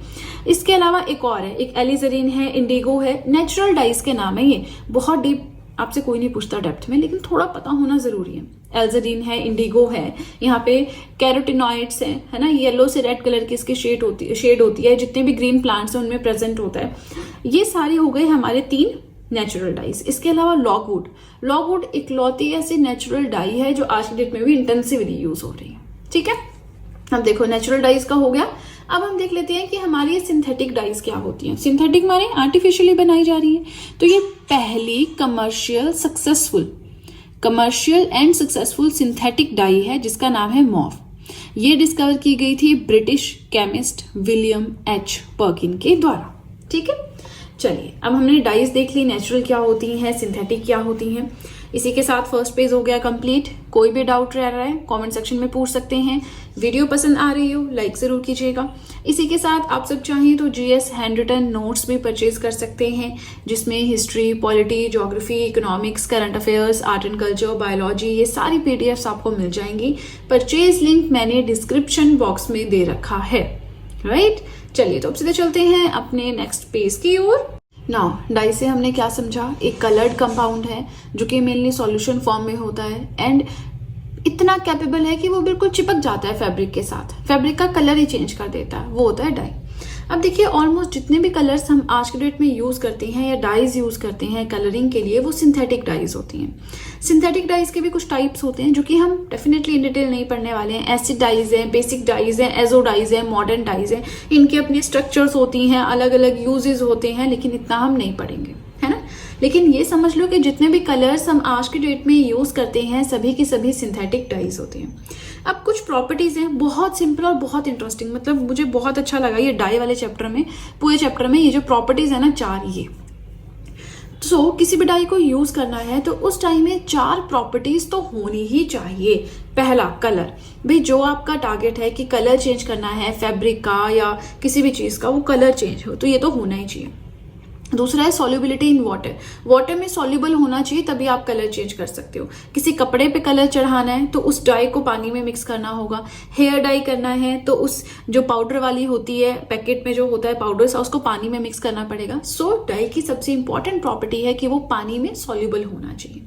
तीसरा है ability to be absorbed and retain by fibre. Dye में इतनी पावर होनी चाहिए कि जिस भी कपड़े पे, किसी भी फैब्रिक पे कलर चढ़ा रहे हैं तो वो फाइबर उसको रिटेन रखे, एब्जॉर्ब रखे, और केमिकली भी उस डाई के स्ट्रक्चर को एकदम से चिपकना होता है फैब्रिक के साथ, फाइबर के साथ, ठीक है। फोर्थ है एबिलिटी टू विथस्टैंड वॉशिंग। अच्छा जी, अगर हम धो रहे हैं कपड़ा, कपड़े का रंग ही चला गया तो फिर क्या फायदा। तो इतनी एबिलिटी होनी चाहिए उस डाई में कि वॉश भी करें लेकिन वो हटे ना, ड्राई क्लीन करें तब भी ना हटे, लाइट के लिए छोड़ दें, ऐसी एक्सपोजर टू लाइट का मतलब है कि हाँ धूप लगी है, पूरा दिन धूप में पड़ा हुआ है कपड़ा, तब भी उसका कलर ना जाए, ठीक है। ये 4 प्रॉपर्टीज तो होनी चाहिए। कलर, वाटर में सॉल्युबिलिटी, एकदम रिटेन, केमिकली चिपक जाए फैब्रिक के साथ आपके, और वॉशिंग, ड्राई क्लीनिंग इस चीजों को विथस्टैंड कर सके। नेक्स्ट आता है that dye has colour due to the presence of chromosphere. जो डाइज होती है ना, इनमें हम बोल रहे हैं कि डाई कलरिंग का काम करता है टेक्सटाइल पे, लेदर पे, हेयर पे, है ना। तो ये डाई जो है इसमें कलर होता है क्रोमोस्फेयर की प्रेजेंस की वजह से। अब क्रोमोस्फेयर क्या होता है? ये एक ऐसी चीज है जो डाई में कलर प्रोवाइड करवाती है। ये एटम्स का या इलेक्ट्रॉन्स का ग्रुप है डाई मॉलिक्यूल के बीच में जो रिस्पॉन्सिबल होता है for the colour of the dye. ठीक है, चलिए अब हमारा ये डाइज वाला टॉपिक हो गया कंप्लीट। आपको लगता है कोई चीज मिसिंग है, कुछ भी कहना चाहते हैं, रिकमेंडेशन है, कमेंट सेक्शन में दे सकते हैं। इसके अलावा जितना जरूरी था उससे ज्यादा ही हम पढ़ चुके हैं यहाँ पे। ठीक है, चलिए 2 टॉपिक्स आज हमें पढ़ने थे। एक था हमारा डाइज जो कि हम पढ़ के पूरा कर चुके हैं। नेक्स्ट हमें पढ़ना है सिरामिक। सिरामिक क्या होता है, उसके यूजेस, वो सब कुछ हम नेक्स्ट पेज पे देखेंगे। लेकिन आपको वीडियो के साथ में अपनी नोट्स मेकिंग करते रहना है। ये चीज नहीं होनी चाहिए कि मैं वीडियोस ला रही हूँ, इतनी मेहनत कर रही हूँ और आप लोग सपोर्ट नहीं कर रहे हैं। आप लोगों का सपोर्ट बहुत ज्यादा जरूरी होता है ताकि मैं इन वीडियोज को कंटिन्यू रखूँ। ठीक है, थोड़ी मोटिवेशन भी मिलती है कि नहीं यार बच्चे देख रहे हैं तो मुझे करना है काम, डेली वीडियो अपलोड करनी है। कई बार क्या होता है व्यूज नहीं होते तो बड़ी डिमोटिवेशन सी रहती है कि आप लोग देख तो नहीं रहे हैं, कल बनाऊंगी वीडियो, है ना। तो ये चीज आप थोड़ा सा अपनी तरफ से सपोर्ट करें और मैं अपनी तरफ से मोटिवेशन को कम नहीं होने दूंगी। ठीक है, चलिए तो अब सीधे चलते हैं अपने थर्ड और अपने लास्ट पेज की ओर। नेक्स्ट हमें पढ़ना है सिरामिक्स क्या होता है। हिंदी में इसे बोलते हैं चीनी मिट्टी।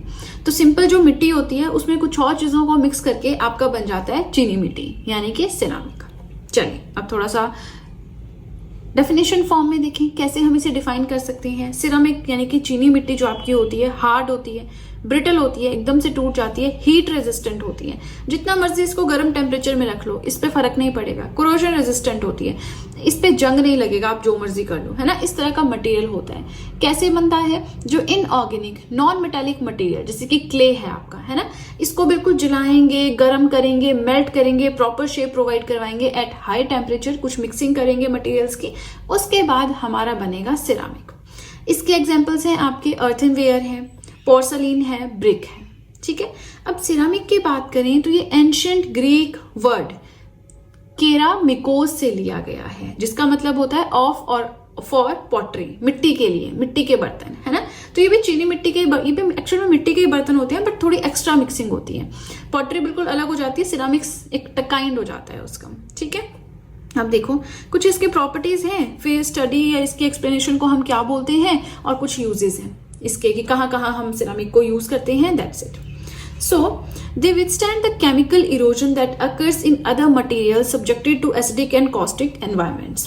आप किसी और मटेरियल को ऐसी जगह पे रख दो जो आसपास की चीजों से केमिकली जो है वो बॉन्ड बना लेता है, खराब हो जाता है। जैसे बोलते हैं ना, अचार है आपका स्टील के डब्बे में, देखा कभी आपने अचार रखा हुआ, या तो प्लास्टिक के डब्बे में रखते हैं, नॉर्मली आपको शीशे के डब्बे में दिखेगा रखा हुआ। क्यों? क्योंकि वो रिएक्ट कर जाता है स्टील के साथ, है ना। वैसे ही जूस होता है आपका, हम अगर आप देखते हैं घर में मौसमी का जूस बनाते हैं, है ना, या नींबू पानी बनाते हैं, कभी स्टील के गिलास में पीते हैं नींबू पानी या मौसमी का जूस? नहीं, हमेशा शीशे का गिलास होता है। अगर कई बार नहीं होते घर पे शीशे के गिलास में, तो छोटे छोटे 2 ग्लासेस में बना के पी लेते हैं, लेकिन कभी बड़े स्टील के गिलास में नहीं पीते। क्यों? क्योंकि वो रिएक्ट करता है ना। तो वैसे ही जैसे और मटेरियल्स रिएक्ट कर जाते हैं आसपास के अपने एसिडिक एनवायरनमेंट के साथ, उनकी प्रॉपर्टीज चेंज हो जाती है, टेस्ट, कलर, शेप चेंज हो जाती है, वैसा सिरामिक के साथ नहीं होता है। केमिकल इरोजन इसमें नहीं होता है। जितना मर्जी कर लो, ये जैसा बना हुआ है वैसा का वैसा ही रहेगा। नेक्स्ट आता है can withstand very high temperature. जितनी मर्जी गर्मी हो जाए इस पे टेम्परेचर का फर्क नहीं पड़ता है। 1000 डिग्री सेल्सियस से 1600 डिग्री सेल्सियस तक के टेम्परेचर को टॉलरेट कर सकता है। इसका हाई मेल्टिंग टेम्परेचर है, मतलब बहुत ज्यादा इसको हीट दो, बहुत ज्यादा हीट लेने के बाद ये मेल्ट करेगा। कंडक्टिविटी पुअर है, कंडक्ट नहीं करता इलेक्ट्रिसिटी या हीट को। नेक्स्ट हमारी टर्म आ जाती है सिरामोग्राफी। सिरामोग्राफी क्या होता है? आर्ट एंड साइंस, ऐसी आर्ट एंड साइंस जिसमें सिरामिक के जो चीजें होती हैं या माइक्रो स्ट्रक्चर्स होती हैं उसको कैसे प्रिपेयर करना है, कैसे एग्जामिन करना है, कैसे इवेलुएट करना है, ये सब कुछ आ जाता है सिरेमोग्राफी, है ना। सिरेमोग्राफी याद रखना है। अब नेक्स्ट आ जाते हैं यूजेस। चलिए अलग अलग सेक्टर में क्या क्या यूजेस हैं सिरामिक के वो हम देखेंगे। सबसे पहले कंस्ट्रक्शन में हम जो ब्रिक्स हैं, टाइल्स हैं, रूफ टाइल्स हैं यूज करते हैं, वो सिरामिक से भी मिलकर बनी होती है। हाउस होल्ड आइटम्स जैसे कि आपके बर्तन हैं, मिट्टी के बर्तन हैं, आर्ट वाली चीजें हैं, सिरामिक से मिलकर बनी होती है। ग्लास है आपका, विंडोज में फिश टैंक्स होते हैं, एक्वेरियम्स होते हैं, वहां पे आपका सिरामिक यूज होता है। इलेक्ट्रॉनिक्स में स्पार्क प्लग्स हैं, फाइबर ऑप्टिक्स हैं, वहां पे यूज होता है। मिलिट्री में हाई स्पीड मिसाइल्स में यूज होता है। स्पेस सेक्टर में यूज होता है to insulate parts of a spacecraft against extreme fluctuations in temperature. Spacecraft में अगर जैसे एक जगह से दूसरी जगह पे जाता है, स्पेस पे जाता है, तो टेम्परेचर में फ्लक्चुएशन होने की वजह से पार्ट्स को अलग अलग रखने का काम करता है सिरामिक। इंसुलेट का मतलब होता है to protect something with a material that prevents electricity, heat और साउंड फ्रॉम पासिंग थ्रू। मान लीजिए इसके अंदर कोई चीज है जिसका नाम ए है, इसको आप स्पेस में भेज रहे हैं, तो ये अगर वहां पे टेम्परेचर या बाहर की किसी चीज से इफेक्ट हो जाए तो इसकी शेप, प्रॉपर्टीज सारी चेंज हो जाएंगी।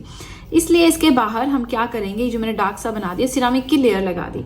अब बाहर टेम्परेचर चेंज हो रहा है, इलेक्ट्रिसिटी का इफेक्ट है, हीट, लाइट का इफेक्ट है, अंदर कुछ फर्क ही नहीं पड़ेगा, जैसा भेजा जा रहा है ऊपर जाके भी वैसा ही रहेगा। ठीक है, तो इंसुलेट करना, बचाना, बाहर की चीजों से बचाना अंदर वाली चीज को, वो बोलते हैं हम इंसुलेट करना। एंड स्पेसक्राफ्ट के जो अलग अलग पार्ट्स होते हैं उसको इंसुलेट करने का काम करता है ceramic against extreme fluctuations in temperature. ठीक है, आज के वीडियो में हम पढ़ेंगे ड्रग्स। अब इसके अंदर क्या आता है, देखिए मेडिसिन एंड ड्रग्स में क्या डिफरेंस है, फर्स्ट चीज़ ये। दूसरा आपका एनाल्जेसिक्स क्या होते हैं, एंटीबायोटिक्स क्या होते हैं, एंटीसेप्टिक क्या है, सल्फा ड्रग है, एनेस्थीसिया क्या है, इस तरह की चीज़ें हमें आज के वीडियो में कवर करनी है। आप सभी से बस इतनी सी रिक्वेस्ट है कि वीडियो के साथ में नोट्स बनाते रहें, ये नोट्स आपके लिए काफ़ी ज़्यादा बेनिफिशियल प्रूव होंगे। चलिए स्टार्ट करते हैं आज का टॉपिक, ड्रग्स। सबसे पहले मेडिसिन क्या होते हैं ये जानना इंपॉर्टेंट है। मेडिसिन माने दवाइयाँ। जब भी हम बीमार हो जाते हैं फार्मासिस्ट के पास जाते हैं, दवाई लेकर आते हैं। आधे डॉक्टर तो हम खुद होते हैं, है ना। चलिए, तो मेडिसिन क्या होती हैं, इस तरह के सब्सटेंसेस जो हमें कोई भी बीमारी हो गई है उसे डायग्नोस करने में, उसे रोकने में, उसे ट्रीटमेंट में हेल्प करती है। ठीक है, ये इट क्योर्स द डिजीज़। हमें जो भी बीमारी हुई है मेडिसिन के थ्रू उसका इलाज होता है, सेफ़ होती है यूज़ करने के लिए, टॉक्सिक नहीं होती है, हमारी बॉडी पे कोई इफेक्ट नहीं होता है। एंड जब हम मेडिसिन लेते हैं ना, इससे हमें एडिक्शन भी नहीं होती है। ठीक है, तो मेडिसिन समझ में आ गया क्या होती है। अब हम देखेंगे कि ड्रग्स क्या होते हैं। ड्रग्स होते हैं केमिकल सब्सटेंसेस जो मेडिसिन से थोड़ा अलग होते हैं। वैसे है तो मेडिसिन, लेकिन थोड़ा अलग होते हैं। अलग कैसे, ये भी बीमारी का इलाज करते हैं, ड्रग्स भी बीमारी का इलाज करते हैं जैसे मेडिसिन करती हैं, लेकिन ये हैबिट फॉर्मिंग होते हैं। इनकी एक लत लग जाती है, आदत हो जाती है, एडिक्शन हो जाती है, जिससे हमारी बॉडी पे सीरियस साइड इफ़ेक्ट्स देखने को मिलते हैं। जितनी भी नशीली चीज़ें हैं, है ना, वो आपकी मेडिसिन में नहीं आती, वो आपकी ड्रग्स में आती हैं। अब थोड़ा सा आपको आइडिया हो गया होगा मेडिसिन एंड ड्रग का क्या फंडा है। मेडिसिन जो है इलाज करती है बीमारी का, इज सेफ टू यूज़, कोई टॉक्सिसिटी इसमें नहीं होती है और ना ही कोई एडिक्शन करती है। थोड़ा सा और डेप्थ में देखें, मेडिसिन इस तरह के सब्सटेंसेस होते हैं जो हमारी बॉडी को physically as well as mentally किसी भी बीमारी से रोकता है, बचाता है, बीमारी का इलाज करता है, राइट। लेकिन ड्रग्स क्या होते हैं, एक ब्रॉडर टर्म है, बहुत बड़ी टर्म है, नैरो टर्म नहीं है ना। इसमें आपकी मेडिसिन्स भी आ जाती हैं, मतलब ड्रग्स के अंदर ही आती है मेडिसिन्स। अल्कोहल जो नशीले या शराब है ना, वो भी इसके अंदर आती है। टोबैको खाते हैं, गुटखा वगैरह, वो भी ड्रग्स के अंदर आता है। और भी जो एलिसिट सब्सटेंसेस हैं वो सब ड्रग्स के अंदर आते हैं। नशीली दवाएं जो आजकल चल रही हैं, है ना, नशा जो आजकल चल रहा है मार्केट में, देखा होगा आपने, किसी न किसी की डेथ देखने को मिल रही है, या इतना सामान इस पर्सन से पकड़ा गया, है ना, ये सब चीज़ें। तो ड्रग्स से आप क्या समझे कि मेडिसिन के रिस्पेक्ट में बहुत बड़ी टर्म है ये। इसमें medicine, alcohol, tobacco, elicit substances सब कुछ आ जाता है। हैबिट फॉर्मिंग है, एडिक्शन लगा देती है और बॉडी पे सीरियस साइड इफेक्ट्स देखने को मिलते हैं। चलिए, अब आपको मेडिसिन एंड ड्रग्स का फंडा समझ में आ गया। अब हमारा मेन टॉपिक क्या है, ये सारी चीज़ें ये पढ़नी है हमें नेक्स्ट 2-3 पेजेस में। क्या क्या पढ़ना है, एंटीपायरेटिक्स क्या होते हैं, एनाल्जेसिक्स क्या होते हैं, antibiotic, antiseptic, disinfectant, sulfa drugs, antacids and anaesthesia. पहले तो हम इन्हें इन डिटेल पढ़ेंगे, उसके बाद ना एक छोटा सा टेबल लास्ट में बनाया है मैंने, जिसमें इंपॉर्टेंट सी 3-4 चीज़ें मैंने लिखी हुई हैं, वो फिर हम रिवाइज करेंगे। ठीक है, जहाँ से क्वेश्चन आता है मैं आपको बता दूँगी। आपको क्या करना है, नोट्स मेकिंग करते रहना है। ऐसा नहीं वीडियो देख रहे हैं कुछ टाइम बाद भूल जाएंगे, तो वीडियो के साथ में नोट्स तो अपने बनाते ही रहने, हाथ नहीं रुकना चाहिए, है ना। मैं बोल रही हूँ, सुनते भी रहो और नोट्स भी बनाते रहो, ठीक है। चलिए, कोई भी डाउट हो कमेंट सेक्शन में पूछ सकते हैं। वीडियो पसंद आ रही हो लाइक ज़रूर कीजिएगा। और चलिए अब सीधे चलते हैं अपने सेकेंड पेज की ओर। सबसे पहले लेट्स स्टार्ट विद एंटीपायरेटिक्स। क्या होते हैं, हमारा जो बुखार आता है, फीवर आता है, उसे रिड्यूस करने में हेल्प करते हैं।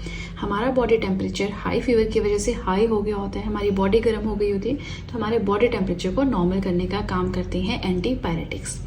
एग्जाम्पल क्या है? एस्पिरिन है, क्रोसिन है, पैरासीटामोल है, नोवेल्गिन है, एनल्गिन है एंड फिनासिटिन है। एग्जाम्पल आपके पास आ जाएगा कि अच्छा पैरासीटामोल किस तरह का ड्रग है, आपका डिसइंफेक्टेंट है, सल्फा ड्रग है, एंटीबायोटिक है, ये एंटीपायरेटिक्स है, आपको पता होना चाहिए। ये एग्जाम्पल्स हैं याद करने वाले। और ज़रूरी नहीं कि जो एंटीपायरेटिक है वो एनाल्जेसिक ना हो, एक कोई भी मेडिसिन 2 ड्रग्स हो सकते हैं, ठीक है। सो एंटीपायरेटिक से क्या समझे? फीवर वाला फंडा और एग्जाम्पल से याद करने। सेकंड आता है एनाल्जेसिक्स। एनाल्जेसिक्स क्या होते हैं? कहीं हमें पेन हो रही है, दर्द हो रही है, तो उस पेन को रिड्यूस करने का काम करते हैं। कई बार दांत में दर्द होती है ना, तो हम पेन किलर ले आते हैं दुकान वाले से जाके, फार्मासिस्ट से जाके। आपने कभी ना कभी एक्सपीरियंस किया होगा, आपकी फैमिली में भाई, दादा, दादी, मम्मी, पापा, है ना, ये तो बहुत नॉर्मल चीज़ है, पेन किलर तो घर में होता ही है। तो एनाल्जेसिक्स क्या होते हैं? इसी तरह का, एक तो मैंने दांत का दर्द बताया, कोई भी और पेन हो उसे रिड्यूस करने का काम करते हैं। प्लस हमारी कॉन्शियसनेस पे इफेक्ट नहीं होता, दिमाग खराब नहीं होता, मेंटली हम पागल नहीं होते, हमें कोई कंफ्यूजन क्रिएट नहीं होता, हमारे नर्वस सिस्टम में कोई प्रॉब्लम नहीं होती। लेकिन ये सब चीज़ें ना किए हुए वो हमारी पेन को रिड्यूस कर देते हैं। इसमें एग्जाम्पल्स आए हैं आपके, एस्पिरिन है, ऊपर भी था, पैरासीटामोल है, ऊपर भी था। तो ये 2 आपके एंटीपायरेटिक्स भी हैं, एनाल्जेसिक्स भी हैं। And morphine. मॉर्फिन क्या है? एक नार्कोटिक एडिक्टिव एनाल्जेसिक है। इसका नशा, इसकी आदत होनी शुरू हो जाती है और ये ओपियम, अफीम से जो है ऑब्टेन होता है, ओपियम से मिलता है, ठीक है। चलिए, तो एंटीपायरेटिक फीवर वाला फंडा, एनाल्जेसिक पेन को रिड्यूस करेगा पर हमें मेंटली डिस्टर्ब नहीं करेगा, है ना। थर्ड हमारा आ जाता है कि जो एंटीबायोटिक्स क्या होते हैं, है ना। एंटीबायोटिक्स ये भी देखने पड़ेंगे। सो एंटीबायोटिक्स होती हैं इस तरह के केमिकल्स जो माइक्रो ऑर्गेनिजम्स की ग्रोथ को रोकते हैं और ज़रूरत पड़े तो उन माइक्रो ऑर्गेनिजम्स को मार भी देते हैं, ख़त्म भी कर देते हैं। कौन? एंटीबायोटिक्स। ये जो होते हैं ना, इस तरह के जो ड्रग्स होते हैं ना, वो हमें माइक्रो ऑर्गेनिज्म से ही मिलते हैं और हम उन माइक्रो ऑर्गेनिजम्स को डिस्ट्रॉय करने में ही उनकी हेल्प लेते हैं, ठीक है। समझ में आ गया? कोई बीमारी हो रही है, हमें माइक्रो ऑर्गेनिज्म बॉडी में बढ़ रहा है, उसको मारने के लिए हम एंटीबायोटिक यूज़ करेंगे। पहला नेचुरल एंटीबायोटिक था पेनिसिलिन, जो डिस्कवर किया गया था अलेक्जेंडर फ्लेमिंग के द्वारा 1928 में, और ये ऑब्टेन किया जाता है फंगस से। इंपॉर्टेंट है। अब आता है एग्जाम्पल। क्या क्या एग्जाम्पल्स है एंटीबायोटिक के? देखिए, एम्पिसिलिन पहला, एमॉक्सिसिलिन दूसरा, क्लोरामफेनिकोल तीसरा। ये जो क्लोरामफेनिकोल है, इसे drug of the last resort for human being, कोई जब चारा नहीं बचता है उस टाइम पे ये ड्रग दिया जाता है, ठीक है।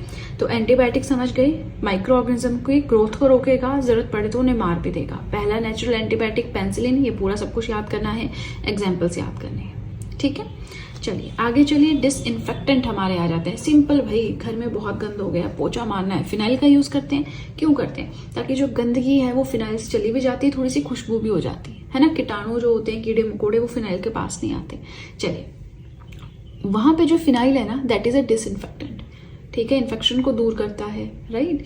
तो अब डिसइंफेक्टेंट क्या होते हैं? Applied to inanimate objects. Inanimate क्या होता है? A thing that is not alive. ऐसी चीज़ें जो जिंदा नहीं है, उन ऑब्जेक्ट्स के ऊपर डिसइंफेक्टेंट को छिड़का जाता है। जैसे आपका फर्श है, फ्लोर है, घर का इंस्ट्रूमेंट है, हॉस्पिटल का फ्लोर है ना। इसका बेस्ट एग्जाम्पल है फिनाइल। समझ में आ गया? डिसइंफेक्टेंट सफाई करेगा, एंटीबायोटिक माइक्रो ऑर्गेनिजम्स की ग्रोथ को रोकेगा, समटाइम्स मार भी देगा, एनाल्जेसिक पेन को रिड्यूस करेगा एंड एंटीपायरेटिक फीवर को रिड्यूस करेगा, ठीक है। एग्जाम्पल्स आपने ध्यान में रखने। इसी के साथ सेकंड पेज हो गया कंप्लीट। कोई भी डाउट अभी भी रह रहा है, कमेंट सेक्शन में पूछ सकते हैं। इसी के साथ आप सब चाहें तो GS hand written notes purchase कर सकते हैं, जिसमें history, polity, geography, economics, current affairs, art and culture, biology, ये सारी पीडीएफ्स आपको मिल जाएंगी। परचेज लिंक मैंने डिस्क्रिप्शन बॉक्स में दे रखा है, राइट। चलिए, तो अब सीधे चलते हैं अपने थर्ड पेज की ओर। नेक्स्ट आता है कि एंटीसेप्टिक्स क्या होते हैं। एंटीसेप्टिक्स जो होते हैं माइक्रो ऑर्गेनिजम्स की ग्रोथ को रोकते हैं और उनको मार भी देते हैं, जैसे एंटीबायोटिक करता है। लेकिन एंटीबायोटिक से कैसे अलग होते हैं? हमारी बॉडी के लिए, लिविंग टिश्यूज के लिए हार्मफुल नहीं होता है एंटीसेप्टिक। सबसे बेस्ट एग्जाम्पल डिटॉल है ना, tincture iodine, bithionol, boric acid, iodoform, याद रखना। डिटॉल से आपको सारे याद आ जाएंगे, है ना।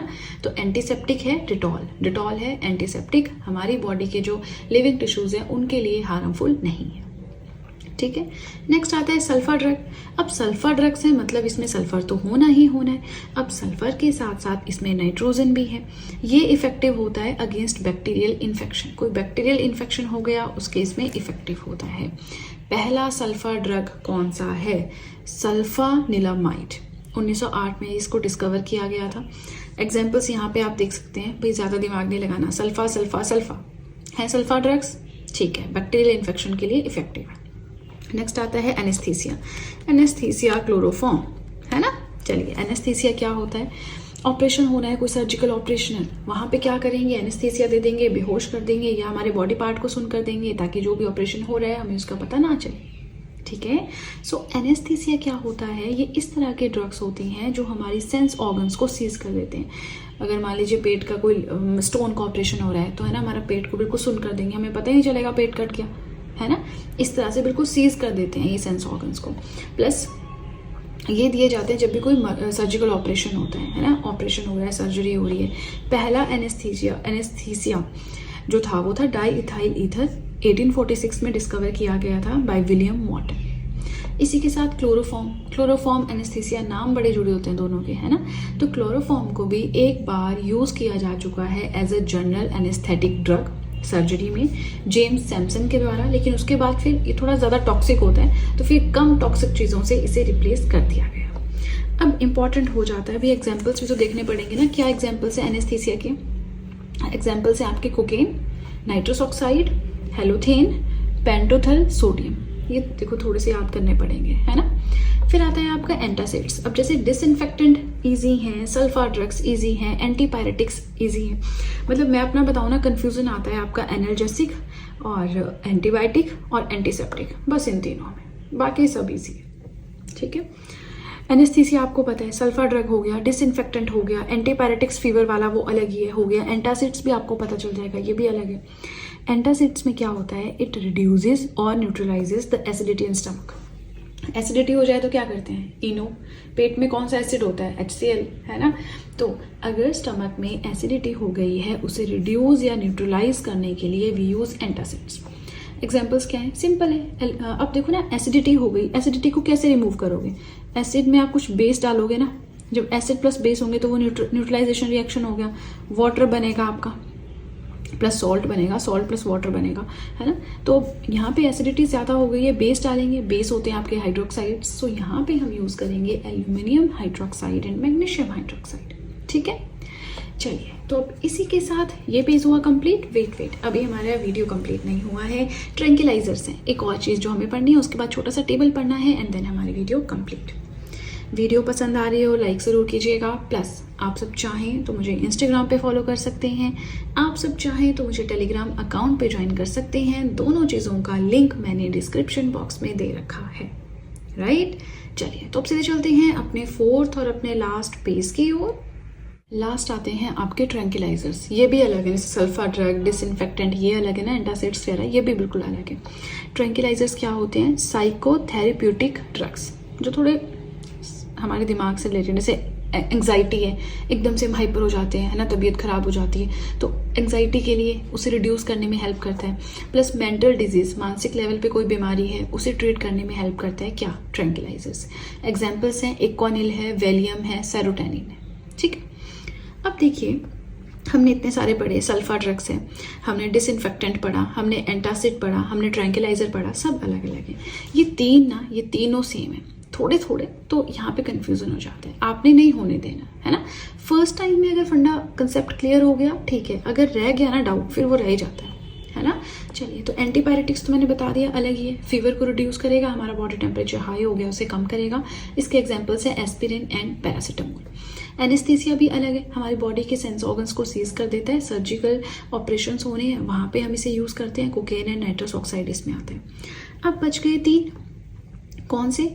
Analgesics, antibiotics and antiseptic. Analgesics pain को रिड्यूस करेगा, एस्पिरिन, पैरासीटामोल एंड मॉर्फिन है एग्जाम्पल्स। एंटीबायोटिक्स बिल्कुल मार देगा, वैसे तो फाइट करेगा माइक्रो ऑर्गेनिजम्स के साथ, जरूरत पड़ी तो उसे मार भी देगा। इसके एग्जाम्पल्स है पेंसिलिन, एम्पिसिलिन एंड एमॉक्सिसिलिन। सिलिन सारे एंटीबायोटिक्स हैं। फिर आता है एंटीसेप्टिक, ये भी माइक्रो ऑर्गेनिजम्स को मार देता है, लेकिन ये हमारे लिविंग टिश्यूज़ के लिए हार्मफुल नहीं होता है। इसका एग्जाम्पल है डिटॉल, टिंक्चर आयोडीन होगा, यहाँ पे मेडिसिन लिख दिया है, इसको आप सही कर लेना, tincture iodine and boric acid. ठीक है, आज का हमारा वीडियो रहेगा ग्लास के ऊपर कि ग्लास क्या होता है, टाइप्स ऑफ ग्लास, सबसे बेस्ट क्वालिटी ग्लास क्या होता है, कौन सा होता है, इनके क्या क्या यूजेस हैं, एनीलिंग ऑफ ग्लास क्या होता है, कलर्ड ग्लास कैसे बनता है। तो इस तरह की चीज़ें हम आज के वीडियो में पढ़ेंगे। आप सभी से बस इतनी सी रिक्वेस्ट है कि वीडियो के साथ में नोट्स बनाते रहें, ये नोट्स आपके लिए काफ़ी ज़्यादा बेनिफिशियल प्रूव होंगे। चलिए सबसे पहले स्टार्ट करते हैं कि ग्लास क्या होता है। ये सिरामिक मटेरियल का बना होता है। अब देखो सिरामिक क्या होता है, चीनी मिट्टी। सिरामिक क्या होता है, प्रीवियस वीडियो में हम अच्छे से कवर कर चुके हैं। ठीक है, तो ग्लास सिरामिक मटेरियल से मिलकर बना होता है। इसकी जो स्ट्रक्चर है वो डिसऑर्डर्ड होती है, एक स्ट्रक्चर्ड वे में नहीं होता है ना, डिसऑर्डर्ड स्ट्रक्चर होती है। और ये ऐसे ऑक्साइड से मिलकर बना होता है जो ऑक्सीजन एटम्स को बाइंड करके रखते हैं टेट्राहेड्रल नेटवर्क में। क्या कहा, ग्लास ऐसे ऑक्साइड से मिलकर बना होता है। ऑक्साइड समझते हैं, aluminium oxide, iron oxide, just मैं आपको एग्जांपल बता रही हूँ कि ऑक्साइड क्या हुआ है ना। तो इस तरह के ऑक्साइड से मिलकर बना होता है जो ऑक्सीजन एटम्स को टेट्राहेड्रल नेटवर्क बनाने में हेल्प करते हैं। टेट्राहेड्रल माने 4 एटम्स कंटेनिंग 4 एटम्स। ठीक है, अब ग्लास जो है सबसे पहले इजिप्ट में प्रिपेयर किया गया था। केमिकली अगर हम बात करें तो ये होमोजेनस मिक्सचर है। होमो माने सेम, हेट्रो माने डिफरेंट। ये हम पढ़ चुके हैं क्या होता है होमोजेनस मिक्सचर, है ना। होमो माने कि दोनों लिक्विड लिक्विड होंगे, या दोनों सॉलिड सॉलिड होंगे, या दोनों गैस गैस होंगे। हेट्रोजेनस माने एक लिक्विड हो सकता है, एक सॉलिड हो सकता है मिक्सचर में, है ना। तो ये जो है ग्लास जो है हमारा एक होमोजेनस मिक्सचर है, जिसमें जो एल्कलीन मेटल्स होते हैं, एल्कलीन मेटल्स हैं, एल्कली अर्थ मेटल्स हैं, नॉन मेटल्स हैं, इस तरह से पढ़े हैं हमने। पूरा जो हमारा पीरियोडिक टेबल उसका हमने पूरा अच्छे से स्टडी किया। तो ये जो एल्कलीन मेटल्स होती हैं, इनके बहुत सारे सिलिकेट से मिलकर जो है एक होमोजेनस मिक्सचर तैयार होता है, जिसे कि हम ग्लास बोलते हैं। ये एल्कलीन मेटल्स आपके नॉन क्रिस्टलिन हो सकते हैं, ट्रांसपेरेंट हो सकते हैं, नॉन ट्रांसपेरेंट केमिकल्स भी हो सकते हैं। अब देखो ये बिल्कुल बेसिक चीजें हैं जो अभी तक हम पढ़ रहे हैं ना, ये थोड़ी सी बेसिक, ये तो अब आगे चलने से पहले थोड़ी सी बेसिक पॉइंट्स तो देखो देखने ही पड़ेंगे, राइट। अब अगर हम बात करें जो ऑर्डिनरी ग्लास होता है, सिंपल ग्लास, विंडो ग्लास, शीशे पे लगा होता है, जैसे कार में ग्लास लगा होता है, या जो शीशे के लिए हम यूज करते हैं, या जो हमारी खिड़कियों में ग्लास लगा होता है, कांच, है ना, उसकी हम बात करें, सिंपल सोडा ग्लास है, विंडो ग्लास है। तो ये जो ऑर्डिनरी ग्लास होता है, इसका कॉम्पोजिशन होता है Na2O CaO6 SiO2।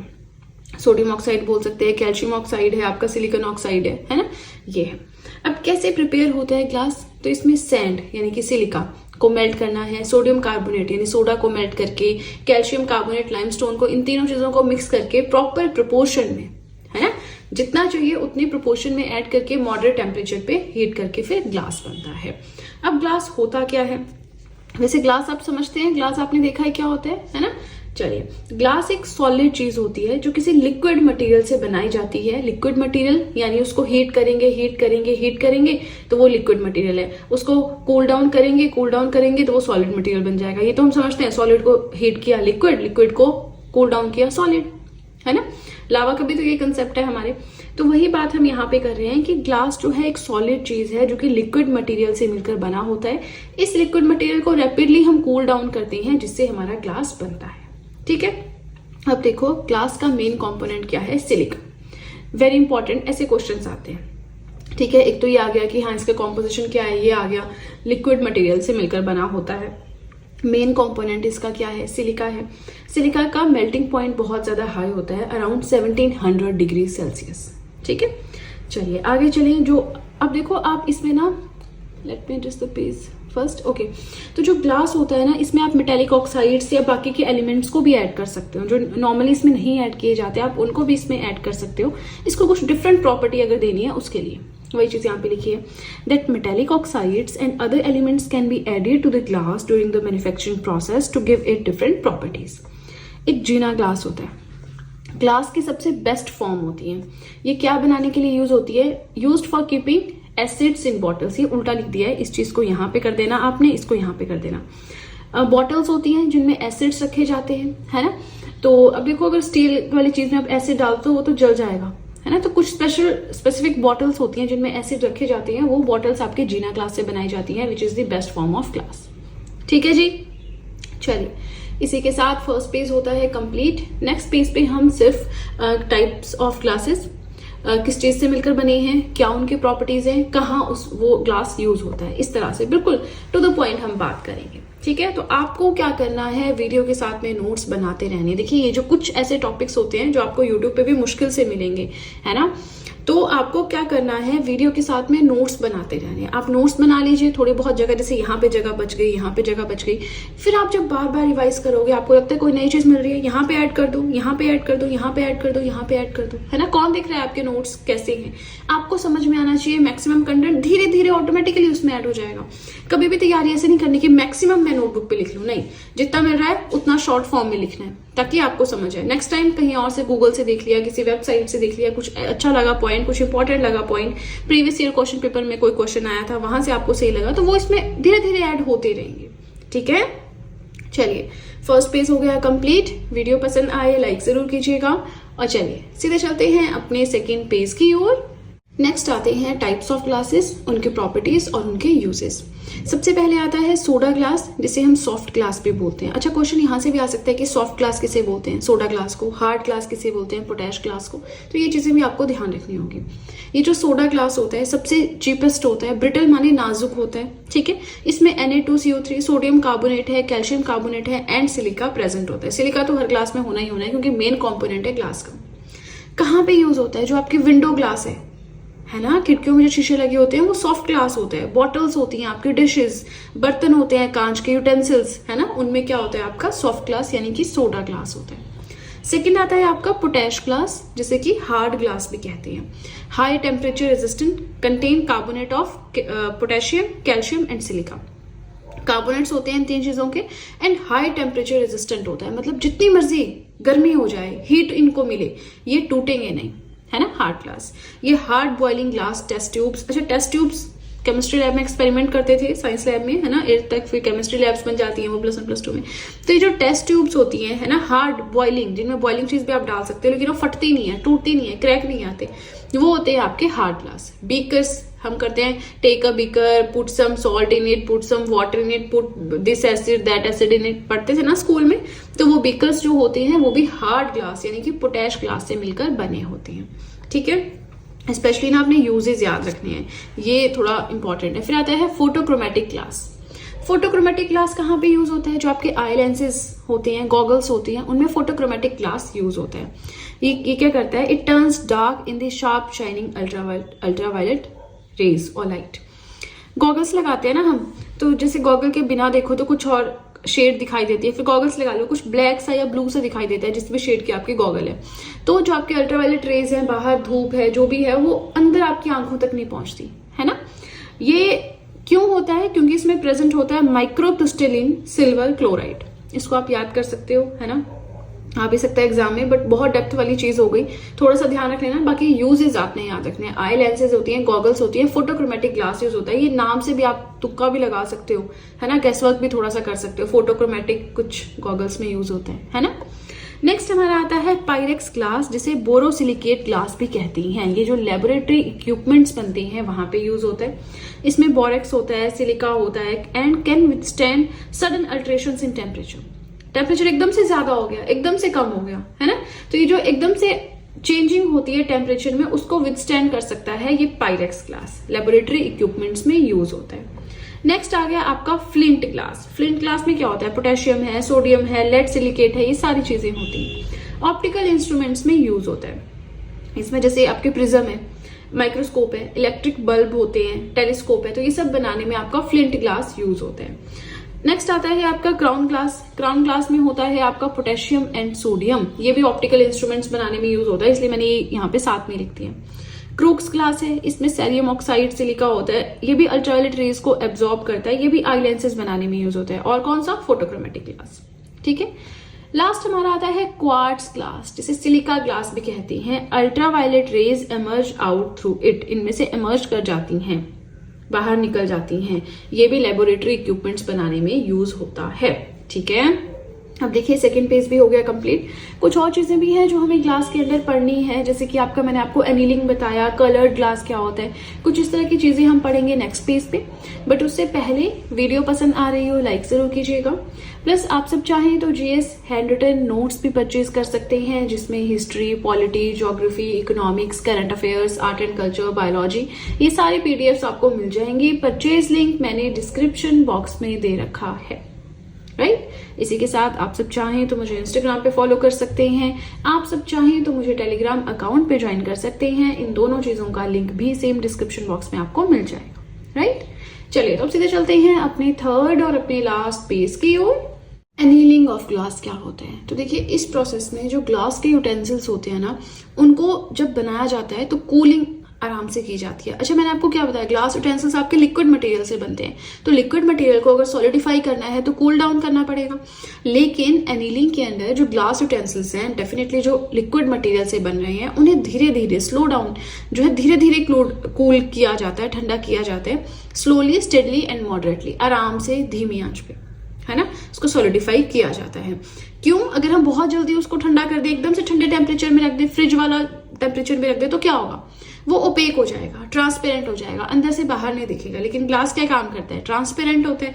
आप विंडो ग्लास देखो, अंदर से बाहर का दिखाई दे रहा है ना, कार का ग्लास देखो, अंदर से बाहर का दिखाई देता है ना, तो वो ओपेक थोड़ी है, वो तो ट्रांसपेरेंट है। हमें तो ट्रांसपेरेंट चाहिए, है ना। नेक्स्ट आ जाता है कि अगर हम धीरे धीरे करें तो वो ओपेक होगा, अगर हम रैपिडली करें, जल्दी जल्दी करें, तो वो ब्रिटल एंड फ्रेगाइल, मतलब नाजुक हो जाएगा, कमजोर होगा, है ना, इस तरह से। तो जैसा भी चाहिए उस हिसाब से हम कर सकते हैं, धीरे धीरे भी स्लो डाउन कर सकते हैं तो ये रिजल्ट मिलेगा, एकदम से कूल डाउन कर देंगे तो ये रिजल्ट मिलेगा।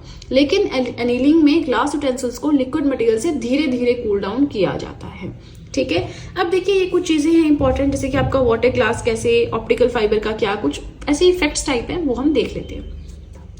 सबसे पहले आता है वाटर ग्लास। ये कंपाउंड है सोडियम सिलिकेट का, Na2SiO3, एंड ये प्रिपेयर किया जाता है जब सोडियम कार्बोनेट को हीट करते हैं with silica, right. Safety glass आता है हमारा, इसमें ट्रांसपेरेंट प्लास्टिक लेयर लगी होती है विनाइल एसीटेट रेजिन की, दो ग्लास लेयर्स के बीच में, तभी सेफ्टी ग्लास है, ठीक है। दो ग्लास लेयर्स के बीच में ये इस चीज की लेयर होती है। ऑप्टिकल फाइबर हम पढ़ते हैं, ऑप्टिकल फाइबर तो इलेक्ट्रॉनिक्स वालों के लिए अलग से पूरा सब्जेक्ट होता है, टेलीकम्युनिकेशन एंड एंडोस्कोपी में यूज होता है। फ्लेक्सिबल ट्रांसपेरेंट थ्रेड ग्लास से मिलकर बना होता है, राइट। कलर्ड ग्लास जो कि गॉगल्स के लिए हम यूज करते हैं, लैंथेनाइट ऑक्साइड से मिलकर बना होता है। देखो इसमें समझने वाली कोई बात नहीं है। क्वेश्चन आता है वाटर ग्लास किससे मिलकर बना है, सेफ्टी ग्लास में दो ग्लास लेयर्स के बीच में क्या होता है, और कलर्ड ग्लास किससे मिलकर बना है, मेन कंपोनेंट क्या है, तो आपको पता होना चाहिए। क्वेश्चन आएगा तो जो मैं पढ़ा रही हूँ 90% चांसेस है यहीं से आएगा, 10% you can never predict examiner क्या डाल दे, क्योंकि सारे पढ़े वाले क्वेश्चन डाल दी तब तो सभी ज्यादा नंबर ले लेंगे। आजकल आपको पता है कंपटीशन कितना ज्यादा हाई है ना, तो इसलिए कुछ ऐसे भी डालने पड़ते हैं ट्रिकी की छूट जाए बच्चों से, राइट। चलिए आगे चलिए, ये हमारा आज का लास्ट टॉपिक है एंड देन हमारी वीडियो हो जाएगी कंप्लीट। यहाँ पे हम बात करेंगे कलर्ड ग्लास के बारे में। कई बार ग्लास कलर्ड फॉर्म में भी होते हैं, तो कैसे हम उसे ऑब्टेन करते हैं। कुछ सप्लाइंग सब्सटेंसेस जो होते हैं जो कलर सप्लाई करते हैं, है ना, कलर प्रोवाइड करवाते हैं, जैसे डाइज होते हैं कलर प्रोवाइड करवाते हैं कपड़े को, लेदर को, टेक्सटाइल को। वैसे कुछ और चीजें भी होती हैं जो कलर सप्लाई करती हैं सब्सटेंसेस को उनके मोल्टन या फ्यूज स्टेट में। मतलब जब लिक्विड होगा ना ग्लास, तो उसमें कोई ऐसी चीज डाल देंगे जो उसको कलर प्रोवाइड करवाएगा, और जब वो सॉलिडिफाई हो जाएगा तो वो वही कलर ले लेगा, ठीक है। अब चलिए कौन सा सब्सटेंस डालने पे कैसा कलर हो सकता है ग्लास का, वो हम देखेंगे। कार्बन यूज करो, ब्राउनिश ब्लैक हो जाएगा। कोबाल्ट ऑक्साइड को लिक्विड मटेरियल ऑफ ग्लास में डाल दो, डीप ब्लू कलर हो जाएगा। Ferric oxide brown, manganese oxide pink, potassium dichromate green and green yellow, gold chloride Ruby red and sodium carbonate green. ये तो देखो ये भी एज इट इज याद करने पड़ेंगे, है ना, कोई ट्रिक बना लो अगर आपको लगती है। वैसे तो बहुत लंबी लिस्ट थी इसकी, लेकिन आपको ना यहाँ कंपोनेंट्स देखने होते हैं, सब्सटेंसेस देखने होते हैं, इंपॉर्टेंट वाले कौन से, एग्जामिनर वहीं से क्वेश्चन डालते हैं, ठीक है। स्टार्ट करते हैं आज का content, cement and cosmetics. Cement आपको सबको पता है क्या होता है, घर बनाने में, बिल्डिंग बनाने में, बड़ी बड़ी कंस्ट्रक्शन करने में यूज होता है। कंस्ट्रक्शन सीमेंट के बिना पूरी हो ही नहीं सकती, है ना। बेशक अभी न्यू कुछ ऐसी चीजें आ रही हैं कि हाँ नहीं सीमेंट यूज होता, लेकिन सीमेंट तो बेसिक बिल्डिंग मटेरियल है, यूज होना ही होना है ना। चलिए, इंपॉर्टेंट बिल्डिंग मटेरियल है, कंस्ट्रक्शन में यूज होता है। सबसे पहले इंट्रोड्यूस किया गया था इंग्लैंड में 1824 में जोसेफ एस्पेडिन के द्वारा। इसे पोर्टलैंड सीमेंट भी कहा जाता है। क्यों कहा जाता है पोर्टलैंड सीमेंट? तो देखिए, इंग्लैंड में एक जगह है आइल ऑफ पोर्टलैंड, वहां पे जो नेचुरल लाइमस्टोन खुदाई के द्वारा या खुदाई के थ्रू निकाला जाता है, ये जो सीमेंट होता है उससे बहुत ज्यादा जो है रिजेंबल करता है। ग्रे कलर का पाउडर होता है। हमेशा ही आप लोगों ने देखा होगा, किसी ना किसी, ऐसा नहीं हो सकता किसी ने भी घर बनते हुए, बिल्डिंग बनते हुए ना देखी हो। अपना घर ना बना हो, पड़ोस में, स्कूल, कॉलेज, कहीं ना कहीं आसपास कंस्ट्रक्शन देखी होगी लगी हुई, बाहर सीमेंट फेंका होता है ना। सीमेंट को पानी के साथ मिक्स करके फिर वो लिक्विड बनता है, फिर उसका जो आपकी ईंटें होती हैं उसके बीच में एज अ बाइंडिंग मटेरियल हम यूज करते हैं। सीमेंट को अलोन बहुत कम यूज किया जाता है, किसी न किसी के साथ में यूज किया जाता है। एसोसिएटेड चीज है, किन्हीं दो चीजों को चिपकाने के लिए, जैसे टाइल्स लगानी है तब हम सीमेंट को यूज करेंगे। फ्लोर के ऊपर पहले सीमेंट किया जाता है, फिर टाइल्स रखी जाती है वो पक्का करने के लिए। अगर दीवार बन रही है तो ईंटों के बीच में सीमेंट डाला जाता है, उसे, है ना, एक तरह से बाइंडिंग मटेरियल, जैसे ग्लू होता है ना, ग्लू हम यूज करते हैं, वैसा कुछ ही काम करता है। ये ग्रे कलर का पाउडर होता है, केमिकली हम इसे कहते हैं कैल्शियम एल्यूमिनियम सिलिकेट। ये एक बाइंडर है, मतलब बाइंड करता है चीजों को। एक ऐसा केमिकल सब्सटेंस है जो कि कंस्ट्रक्शन के लिए यूज होता है, जो मेनली बाइंडिंग का काम करता है। जो कि मैंने आपको बताया, जैसे अभी बताया कि टाइल्स लगानी हो, फ्लोर टाइल्स हैं, या फिर ईंटें, जैसे दीवार बना रहे हैं, ईंटें रख रहे हैं, तो वहां पे उन ब्रिक्स को बाइंड करने का काम करता है। ठीक है, so cement is a binder, a chemical substance used for construction that sets, hardens and adheres to other materials to bind them together. बाकी के मटेरियल जिनके साथ यूज हो रहा है उनको सेट करेगा, हार्ड करेगा और उनके साथ चिपका रहेगा हमेशा के लिए। ठीक है, सबसे ज्यादा यूज होने वाला मटेरियल है ये in existence in the world. बेशक पानी डेफिनेटली सबसे ऊपर है, लेकिन उसके बाद जो सबसे ज्यादा यूज होता है वो सीमेंट ही है।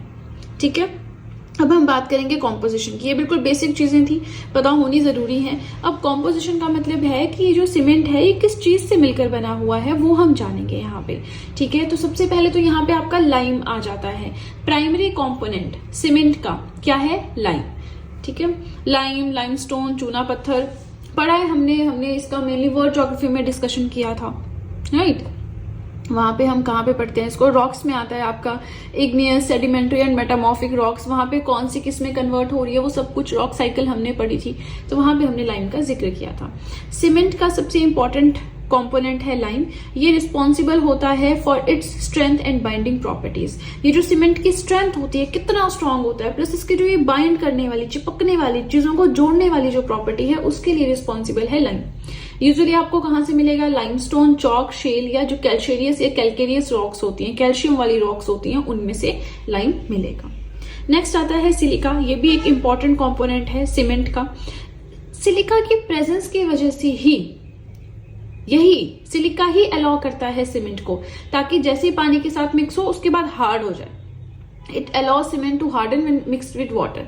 सीमेंट देखा है, पानी के साथ मिक्स करते हैं, थोड़ा सा लिक्विड बन जाता है, फिर जब हम उसको दीवार पे लगाते हैं, ईंटों पे लगाते हैं, कुछ टाइम बाद वो हार्ड हो जाता है ना, बिल्कुल हार्ड हो जाता है। तो ये जो हार्ड होने वाली प्रॉपर्टी है किससे मिलती है? सीमेंट को सिलिका से। ये डिराइव किया गया है सैंड एंड क्ले से डिराइव किया जाता है। क्या? सिलिका। एल्यूमिनिया है, या एल्यूमिना बोल सकते हैं, ये यूजुअली बॉक्साइट से डिराइव किया गया होता है। ये भी थोड़ी बहुत परसेंटेज में सीमेंट में होता है। आयरन ऑक्साइड है, ये क्ले से डिराइव करते हैं। जिप्सम है, ये नॉर्मली लाइमस्टोन के साथ ही मिल जाते हैं, है ना। चलिए, फर्स्ट पेज हो गया कंप्लीट। थोड़ा सा भी हम और जानेंगे सीमेंट के बारे में। उसके बाद फिर कॉस्मेटिक्स, जैसे आपके परफ्यूम्स होते हैं, मॉइस्चराइजिंग क्रीम होती है, शेविंग क्रीम होती है, तो इनमें कौन कौन से केमिकल सब्सटेंसेस होते हैं, है ना, वो सब कुछ हम पढ़ेंगे। वो भी काफी शॉर्ट हमारा टॉपिक है। इसी के साथ आप सभी से रिक्वेस्ट है, वीडियो के साथ में नोट्स बनाते रहें। प्लस आप सब चाहें तो जीएस हैंड रिटन नोट्स भी परचेज कर सकते हैं, जिसमें history, polity, geography, economics, current affairs, art and culture, biology, ये सारी पीडीएफ्स आपको मिल जाएंगी। परचेज लिंक मैंने डिस्क्रिप्शन बॉक्स में दे रखा है, राइट। चलिए, तो अब सीधे चलते हैं अपने सेकेंड पेज की ओर। अब हम देखेंगे कि मेन सीमेंटिंग कंपाउंड कौन सा होता है? Calcium aluminate, that is CaO.Al2O3। Percentage wise composition देखें सीमेंट का, हमने ये तो पढ़ लिया कौन कौन सी चीजें होती हैं सीमेंट में, लेकिन अब परसेंटेज वाइज देखें तो लाइम होता है 35 से 40% अप्रोक्सीमेटली, एल्यूमिना है आपका 40 से 50%, तो 80% तो यहीं पे यही बन गए, है ना। आयरन ऑक्साइड है अप टू 15% हो सकता है, सिलिका लेस देन 5% होता है। तो इस कॉम्पोजिशन से हमारा सीमेंट मिलके बनता है। सीमेंट मैन्युफैक्चर कैसे होता है, तो जितने भी अबव मटेरियल्स हैं इनको क्रश करेंगे, माइलिंग करेंगे, प्रोपोर्शनिंग करेंगे, मतलब कौन सा कितनी प्रोपोर्शन में होना चाहिए वो सब सेट करके सीमेंट की मैन्युफैक्चरिंग होती है ना। आप देखो ये कुछ इंपॉर्टेंट क्या बहुत इंपॉर्टेंट फैक्ट्स हैं अबाउट सीमेंट, राइट। सबसे पहले यहाँ पे देखो जिप्सम लिखा हुआ है। जिप्सम क्या है, प्लास्टर ऑफ पेरिस क्या है, हाफ वाटर या 2 मॉलिक्यूल्स ऑफ वाटर, ये सब कुछ भी हमने केमिस्ट्री में पढ़ा है जब हमने इंपॉर्टेंट वो टर्म्स पढ़ी थी, है ना। चलिए फिलहाल जिप्सम के बारे में देखिए। तो सीमेंट में ऐड किया जाता है जिप्सम ताकि सीमेंट को सेट करने का प्रोसेस स्लो हो जाए। क्यों स्लो हो जाए, अभी सीमेंट जल्दी अगर सेटअप हो जाएगा तो क्या होगा, वो सफिशिएंटली हार्ड नहीं होगा। तो बहुत ज्यादा हार्ड रहे सीमेंट, इसके लिए जिप्सम ऐड किया जाता है सीमेंट में ताकि सेटिंग अप प्रोसेस जो है वो स्लो रहे, जिसकी वजह से वो हार्ड हो जाता है। सेटिंग अप का मतलब क्या है कि अच्छा दीवार पे वो सीमेंट लगा दिया, ईंटें लगा दी, सीमेंट उनमें फिलअप कर दिया, बाइंडिंग कर दी, तो उसको सेट होने में ना टाइम लगता है। आप देखेंगे कि जैसे सीमेंट और ईंट की दीवार होती है, पूरा सब कुछ हो रहा था, तो उसके बाद उसमें बार बार पानी देते रहते हैं। क्यों देते हैं, अच्छा वो नेक्स्ट आ गया हमारा, क्योंकि सीमेंट का जो सेटिंग समझ रहे हैं आप क्या बोल रहे हैं, कि उसको लगाना, पूरा प्लेन करना, ईंटों के बीच में डालना, दीवार के ऊपर बढ़िया से प्लेन करना, वो सेटिंग अप है, ठीक है। तो जिप्सम को ऐड किया जाता है to the cement to slow down the process of setting up of cement so that it gets sufficiently harden, बहुत हार्ड हो जाए, है ना। गर्मी सर्दी तूफान हर एक चीज को टॉलरेट कर सके। फिर ये जो सीमेंट को सेटअप करने का प्रोसेस है, ये एक्सोथर्मिक प्रोसेस होता है। एक्सोथर्मिक प्रोसेस कौन से होते हैं, जिनमें हीट रिलीज होती है ना। तो जब भी सीमेंटिंग करते हैं हीट बहुत ज्यादा रिलीज होती है, इसीलिए इस स्ट्रक्चर को थोड़ा कूल डाउन रखने के लिए जो भी घर, बिल्डिंग, इंडस्ट्री, कंपनी जो भी बन रहा है, बिल्डिंग बन रही है, उसमें सीमेंट वाले वो जो एरिया है जहां पे हीट प्रोड्यूस हो रही है, उसे कूल डाउन करने के लिए बार बार पानी का छिड़काव करते रहते हैं, है ना। सो सेकंड पॉइंट क्या है, that setting of cement is an exothermic process, so structure of cement have to be cooled during setting by sprinkling water, पानी का छिड़काव करके उसको ठंडा रखना होता है। एक्सेस ऑफ लाइम, अच्छा हमने पढ़ा लाइम भी होता है सीमेंट में, एल्यूमिना भी होता है। अगर देखो लाइम बहुत ज्यादा हो जाए ना सीमेंट के अंदर, तो सीमेंट जब सॉलिडिफाई हो जाएगा तो उसमें क्रैक्स आपको दिखने शुरू हो जाएंगे। अगर एल्यूमिनियम बहुत ज्यादा डाल दें हम इस सीमेंट के अंदर, तो क्या होगा कि ये जो सीमेंट है ये इजीली एंड एकदम से सॉलिडिफाई हो जाएगा, जो हमें नहीं चाहिए होता है। क्योंकि अगर इजीली सॉलिडिफाई हो गया, इजीली हार्ड हो गया, इजीली पक्का हो गया, मतलब वो आपका बहुत हार्ड नहीं होगा, हर एक चीज को टॉलरेट नहीं कर पाएगा, है ना। So excess of lime in cement causes cracks in cement during solidification. तो excess of lime भी नहीं होना चाहिए। excess हो गया alumina, then it causes easy and quick solidification of cement. एकदम से quickly अगर वो solidify हो रहा है तब भी बात नहीं बनेगी, क्योंकि वो hard नहीं होगा, sufficiently hard नहीं होगा जितना चाहिए, ठीक है। अब देखिए यहाँ पे हमारा सीमेंट वाला टॉपिक होता है कंप्लीट। नेक्स्ट पेज पे हम चलेंगे, वहां पे हम कॉस्मेटिक वाला टॉपिक पढ़ेंगे, कौन सी चीज में कितना जो है वो कौन सा सब्सटेंस, कौन सा केमिकल चीज अवेलेबल होती है, ये हम पढ़ेंगे, ठीक है। चलिए इसी के साथ सेकंड पेज हो गया कंप्लीट। वीडियो पसंद आ रही हो लाइक जरूर कीजिएगा। इसी के साथ आप सब चाहें तो जीएस हैंड रिटन नोट्स भी परचेज कर सकते हैं, प्लस आप सब चाहें तो मुझे इंस्टाग्राम पे फॉलो कर सकते हैं, आप सब चाहें तो मुझे टेलीग्राम अकाउंट पे ज्वाइन कर सकते हैं। इन तीनों ही चीजों का लिंक मैंने डिस्क्रिप्शन बॉक्स में दे रखा है, राइट। चलिए तो अब सीधे चलते हैं अपने थर्ड और अपने लास्ट पेज की ओर। कॉस्मेटिक्स में क्या आता है आपका, cream, perfume, talcum powder, deodorants, ये सारी चीजें। कॉस्मेटिक्स तो आप बहुत अच्छे से समझते हैं, मेकअप का जो भी सामान होता है ना।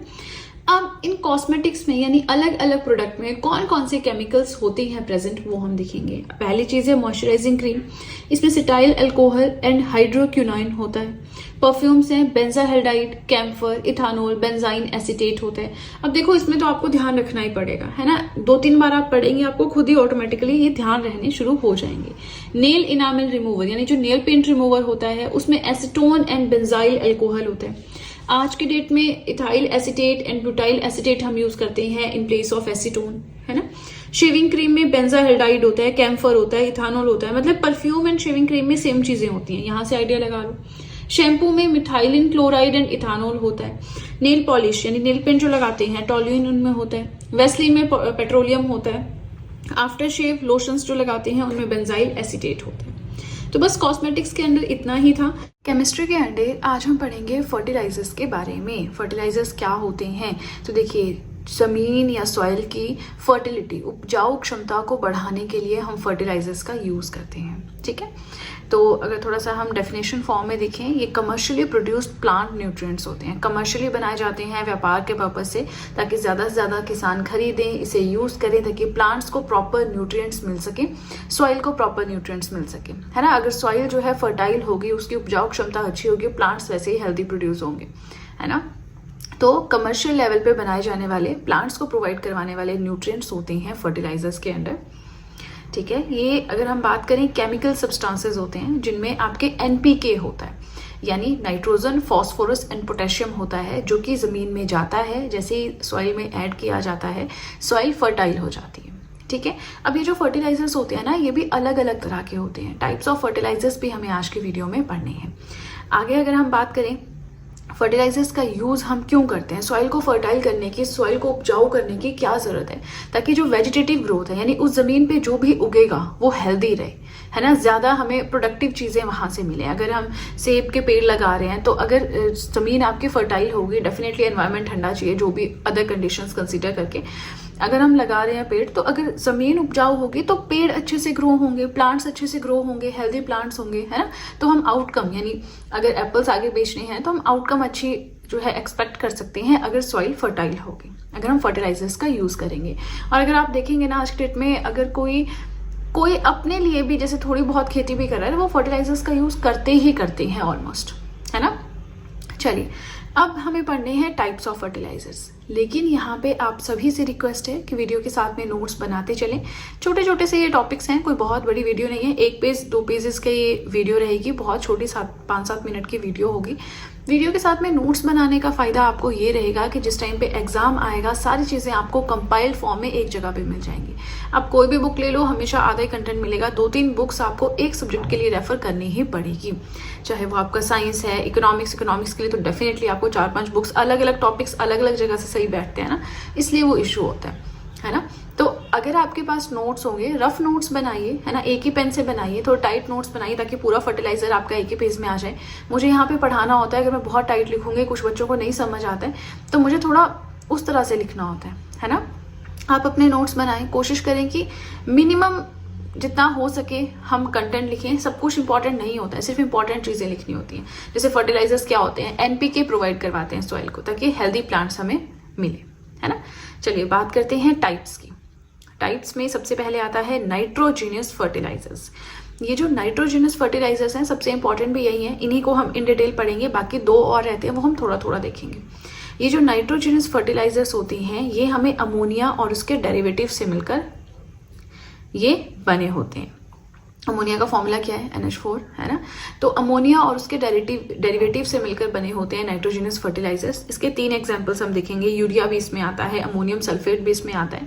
जैसे अमोनियम सल्फेट है, इसका फॉर्मूला सामने लिखा हुआ है। अब ये जो अमोनियम सल्फेट है ना, इसमें 25% तक अमोनिया होता है। ठीक है, अब ये जो अमोनिया है, अर्थ एकदम से, जो सॉइल है एकदम से नहीं उसे ले सकती, है ना, यूज कर सकती।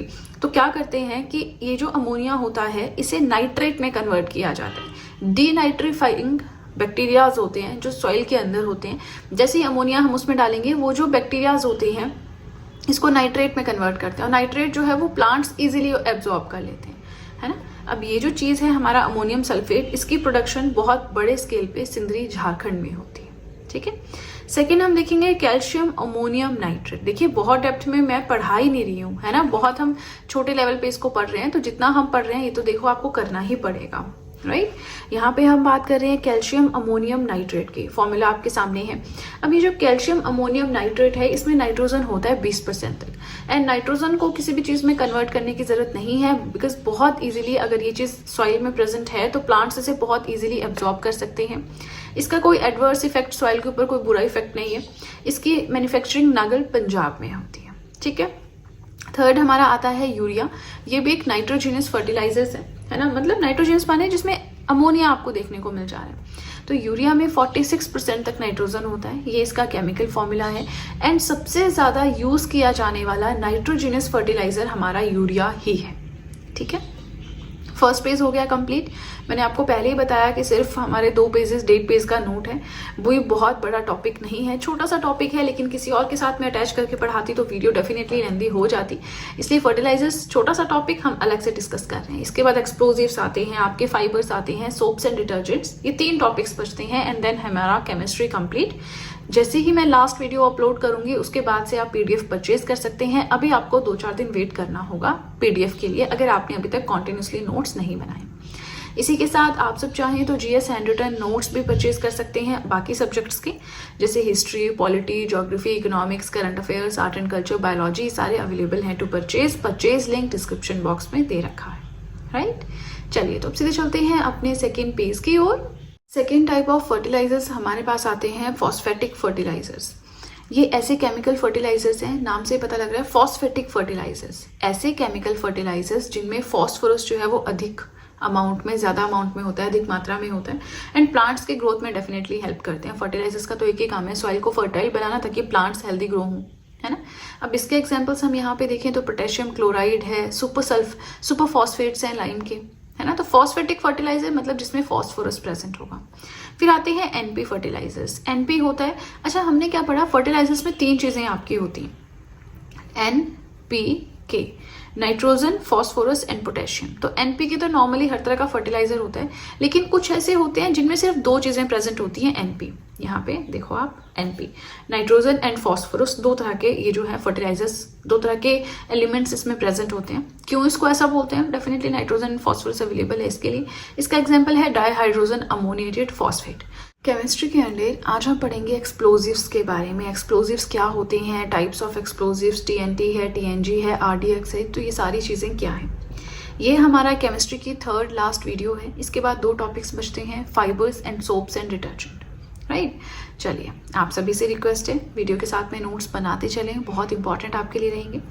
आज का मेन कंटेंट स्टार्ट करें। एक्सप्लोजिव्स क्या होते हैं, एक्सप्लोजिव्स बॉम्ब्स भी जिनको बोलते हैं, है ना। विस्फोट करते हैं बहुत ज़ोर से, बहुत नुकसान होता है, हर जगह आग ही आग लग जाती है, सब फट जाता है, ख़राब हो जाता है, जल जाता है ना। तो ये तो आपको पता ही है। तो अब थोड़ा सा हम डेफिनेशन फॉर्म में देखें तो एक्सप्लोजिव्स कुछ ऐसे सब्सटेंसेस होते हैं जिनके जलने पे बहुत ज़्यादा हीट एंड एनर्जी प्रोड्यूस होती है और बहुत ज़ोर से क्रैकिंग की साउंड आती है। बॉम्ब फटता है ना तो बहुत ज़्यादा आग निकलती है, हीट निकलती है, एनर्जी निकलती है और पटाख ऐसे आवाज़ आती है ना। तो वही हमारे एक्सप्लोजिव्स होते हैं। ये जो एक्सप्लोजिव्स होते हैं इनमें बिल्कुल प्योर चीज़ें होती हैं, जैसे आपका TNT है या किसी फ्यूल का मिक्सचर है। ये प्राइमरी, सेकेंडरी, टर्शरी, इस तरह से भी आप इन्हें क्लासीफाई कर सकते हो, लेकिन उस तरह से हम क्लासिफिकेशन नहीं पढ़ेंगे। हम एक्सप्लोजिव्स में पढ़ेंगे इंपॉर्टेंट जहाँ से क्वेश्चन आते हैं। जैसे कि टाइप्स में अगर हम बात करें, पहला हमारे पास है RDX। यहाँ पे जो RDX है it stands for research and development explosive. Right, full form हमने देख ली क्या है। अब केमिकली हम इसे क्या बोलते हैं, साइक्लोट्राइमिथाइलिन ट्राइनाइट्रामाइन, है ना। इसको आप जैसे मर्जी याद कर लेना। पहली चीज़ तो रिसर्च एंड डेवलपमेंट एक्सप्लोजिव बोलते हैं। सेकेंडली इसका केमिकल नाम क्या है। थर्डली अलग अलग जगह पे RDX जो है वो अलग अलग नाम से जाना जाता है। जैसे कि अगर हम बात करें USA में इसे क्या कहते हैं, साइक्लोनाइट। जर्मनी में इसे क्या कहते हैं, हेक्सोजन। इटली में इसे क्या कहते हैं, T4, है ना। हमारे तो RDX ही कहते हैं। चलिए आगे अगर हम बात करें, सबसे पहले इसे इन्वेंट किया गया था हेनिंग के द्वारा 1899 में। जब उन्होंने डिस्कवर किया था तो ये pure white crystalline powder form में था। राइट, इसे प्लास्टिक एक्सप्लोडर भी बोलते हैं क्योंकि प्लास्टिक के साथ मिक्स कर दो तो ये बिल्कुल अलग चीज़ बन जाती है ना। बहुत ही पावरफुल एक्सप्लोजिव है। जब प्लास्टिक सब्सटेंस जैसे कि पॉलीब्यूटेनिक एसिड है, अगर हम इसे RDX में ऐड कर दें तो इसे प्लास्टिक बॉन्डेड एक्सप्लोजिव बोलते हैं, है ना। ये जो टेररिस्ट होते हैं वो इसी को यूज़ करते हैं, प्लास्टिक बॉन्डेड एक्सप्लोजिव। नेक्स्ट हम पढ़ेंगे इसको। जो एक्सप्लोजन एनर्जी है, कितनी एनर्जी के साथ RDX जो है ये फटता है, कितनी एनर्जी इसमें होती है, तो नियरली 1510 किलो कैलोरीज के अराउंड इसमें एनर्जी होती है। अब एक और फॉर्म है एक्सप्लोजिव की, हमने पढ़ा साइक्लोनाइट, हेक्सोजन, T4, ये 3 अलग अलग नाम से जाने जाते हैं। अगर इसमें प्लास्टिक ऐड कर दो तो ये प्लास्टिक बॉन्डेड एक्सप्लोजिव बन जाता है। वैसे ही एक और फॉर्म है RDX की जो कि है C4। जो कि बहुत डेडली डिस्ट्रक्टर है, मतलब बहुत ज़्यादा नुकसान करती है। ठीक है, अब C4 को अचीव करना है तो क्या करना होगा, RDX में एल्यूमिनियम को ऐड करना होगा। देखो, प्लास्टिक ऐड किया RDX में तो PBE बन गया, एल्यूमिनियम ऐड किया RDX में तो C4 बन गया। ऐसे क्वेश्चंस आते हैं एग्जाम में। ठीक है, फिर हमें समझ नहीं आता कि ये टॉपिक था कहाँ से, है ना, तो पता होना चाहिए। चलिए, ये समझ में आ गया C4 कैसे बनता है। नेक्स्ट आता है कि जो ये PBE है, जो भी हमने ऊपर पढ़ा, प्लास्टिक बॉन्डेड एक्सप्लोजिव, इसे फ्रिक्वेंटली जो टेररिस्ट हैं वो यूज करते हैं। ठीक है, चलिए, इसी के साथ हमारा फर्स्ट पेज हो गया कंप्लीट। ये टॉपिक भी हमारा 2 ही पेजेस का है, बहुत बड़ा टॉपिक नहीं है, छोटे छोटे टॉपिक सारे हैं। इसके बाद फाइबर्स पढ़ेंगे, वो भी छोटा सा टॉपिक है, and then soaps and detergent. ठीक है, तो वीडियो पसंद आए लाइक ज़रूर कीजिएगा। प्लस इसी के साथ आप सब चाहें तो GS हैंड रिटन नोट्स भी परचेज कर सकते हैं, जिसमें history, polity, geography, economics, current affairs, art and culture, biology, ये सारी PDFs आपको मिल जाएंगी। परचेज लिंक मैंने डिस्क्रिप्शन बॉक्स में दे रखा है। राइट, चलिए, तो अब सीधे चलते हैं अपने सेकेंड पेज की ओर। नेक्स्ट आता है TNG। TNG की फुल फॉर्म क्या है, ट्राई नाइट्रोग्लिसरीन। ये कलरलेस ऑयली लिक्विड है जो कि मेनली डायनामाइट बनाने में यूज होता है। इसे नोबल सॉइल भी कहते हैं, है ना। ऐसे क्वेश्चंस आते हैं, ध्यान रखना। इसकी इन्वेंशन 1846 में हुई, डेट याद रखने की जरूरत नहीं है, कोई नहीं पूछता। इसे कैसे बनाते हैं, तो concentrated sulphuric acid and concentrated nitric acid को ग्लिसरीन में ऐड करके बनाया जाता है। H2SO4 HNO3 जब दोनों ही कंसंट्रेटेड फॉर्म में हैं, उन्हें ग्लिसरीन में मिक्स करके TNG को बनाया जाता है। ठीक है, नोबल्स ऑयल इसे कहते हैं। फुल फॉर्म तो आपने वैसे ही याद रखनी है। नेक्स्ट आ जाता है TNT, ट्राई नाइट्रो टोल्यून। ये सबसे ज़्यादा यूज़ किया जाने वाला एक्सप्लोजिव है।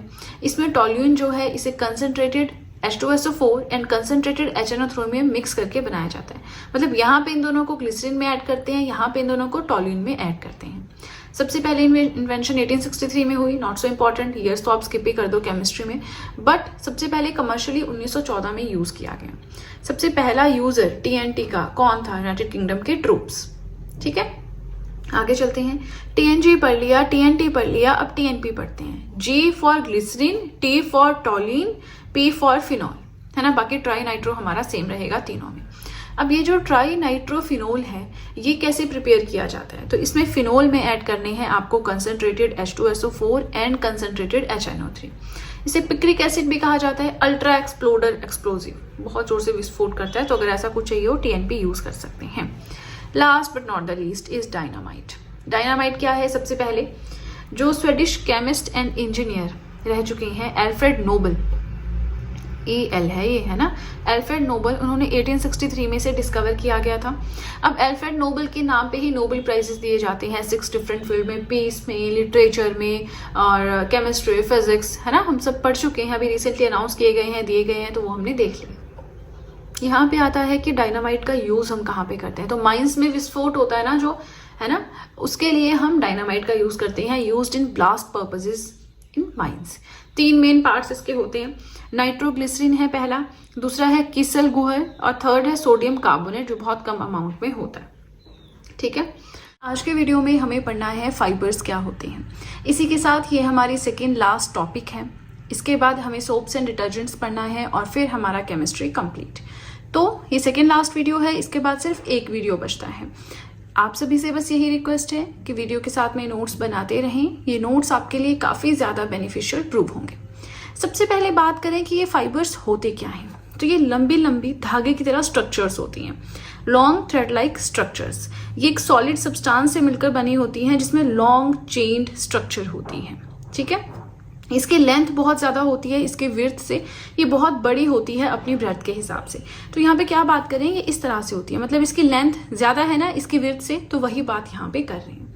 फाइबर्स का यूज़ कहाँ पे होता है, तो किसी भी और मटेरियल को बनाना है, किसी भी और चीज़ को बनाना है, उसमें हम फाइबर्स का यूज़ करते हैं। स्पेशली हम बात करें फैब्रिक, क्लोथ्स, जो हमारे कपड़े होते हैं वो फाइबर्स से मिलकर ही बने होते हैं। आगे अगर हम बात करें, ये फाइबर 2 तरह के होते हैं, एक होते हैं नेचुरल, एक होते हैं आर्टिफिशियल, जिन्हें सेमी सिंथेटिक भी कहते हैं। अगेन सेम, नेचुरल होते हैं जो नेचुरल सब्सटेंसेस से मिलकर बने होंगे या नेचुरल सब्सटेंसेस का कुछ डेरिवेटिव उसमें यूज हुआ होगा। आर्टिफिशियल माने जो लेबोरेटरी में बनाए गए होंगे। सेमी सिंथेटिक इसलिए बोलते हैं कि थोड़ा बहुत इसमें जो नेचुरल फाइबर्स हैं उनमें कुछ चेंजिंग करके, केमिकली चेंज करके, लेबोरेटरी में कुछ छेड़छाड़ उनसे करके सिंथेटिक यानी आर्टिफिशियल फाइबर्स बनाए जाते हैं, इसीलिए इन्हें सेमी सिंथेटिक कहा गया है। ठीक है। अब हम यहाँ पे देखेंगे कि नेचुरल फाइबर्स क्या है, सेमी सिंथेटिक क्या है। फिर जो ये सेमी सिंथेटिक है इसमें आपका nylon, rayon, polyester, carbon fibre आता है। तो ये हमें फिर आगे चल के पढ़ना है नेक्स्ट पेज पे, ठीक है। पहले डिफरेंस के साथ स्टार्ट करते हैं। डिफरेंस बोलो या एक्सप्लेनेशन बोलो। नेचुरल फाइबर्स क्या होते हैं? जो हमें मिलते हैं प्लांट्स एंड एनिमल्स से, बायोडिग्रेडेबल होते हैं। यानी ये फाइबर्स अगर वैसे ही पड़े रहें धरती में, ज़मीन में, कहीं भी, तो ये सड़ गल जाएंगे, हमारे एनवायरनमेंट को हार्म नहीं करेंगे, है ना। अगर हम बात करें प्लास्टिक के फाइबर्स अगर होंगे तो वो सड़ेंगे गलेंगे नहीं, वो बायोडिग्रेडेबल नहीं होंगे, और अगर वो डिकम्पोज भी नहीं होंगे, और अगर होते भी हैं तो उसके बाद से वो होते ही नहीं है। वो पहली बात, अगर होते मीन्स कि वो धरती में अगर मिल जाते हैं मिट्टी में तो वो हमारे एनवायरनमेंट को ही खराब करते हैं, ठीक है। चलिए, natural fibres plants and animals से मिलकर इनसे ऑब्टेन होते हैं, बायोडिग्रेडेबल होते हैं। अब एक होते हैं प्लांट फाइबर्स, एक होते हैं एनिमल फाइबर्स। प्लांट फाइबर्स में होता है आपका सेल्यूलोज, जो कि मेनली यूज होता है कागज यानी पेपर इंडस्ट्री में एंड टेक्सटाइल इंडस्ट्री में, राइट। आगे बात करें एनिमल फाइबर्स की, तो ये प्रोटीन से मिलकर बने होते हैं, जैसे कि आपका सिल्क वॉर्म सिल्क है, स्पाइडर सिल्क है, वूल है। अब हम देखें सेमी सिंथेटिक या आर्टिफिशियल फाइबर्स क्या होते हैं। तो जब हम नेचुरल फाइबर्स को कुछ केमिकल्स के साथ मिक्स करते हैं, ट्रीट करते हैं, उससे जो हमें ऑब्टेन होते हैं, those are known as semi synthetic और artificial fibres. These are composed और कंपाइल्ड इन लेबोरेटरीज, लैब्स में ये बनाए जाते हैं। इनके एग्जाम्पल्स हैं आपके नाइलॉन है, रेयॉन है, पॉलिस्टर है, कार्बन फाइबर्स हैं। इनके बारे में इन डिटेल हमें पढ़ना भी है। क्या एडवांटेजेस होते हैं इनके, इस तरह के फाइबर्स के क्या डिसएडवांटेजेस होते हैं, वो भी थोड़ा सा देख लेते हैं। ये ड्यूरेबल होते हैं, लॉन्ग लाइफ इनकी होती है, सस्ते होते हैं, एकदम से अवेलेबल होते हैं, and easy to maintain then that of natural fibres. Maintenance भी इनकी ईजी है, ठीक है।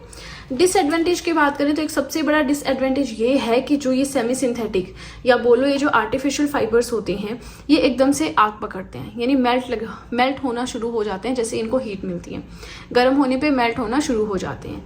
Therefore shouldn't wear synthetic clothes while working in kitchen और लेबोरेटरी। किचन में आप कुकिंग कर रहे हैं, लेबोरेटरी में कोई एक्सपेरिमेंट कर रहे हैं, कभी भी आपको ये सिंथेटिक फाइबर पहन के नहीं आना होता है, क्योंकि अगर थोड़ी सी भी आग लग गई तो एकदम से वो फैल जाती है।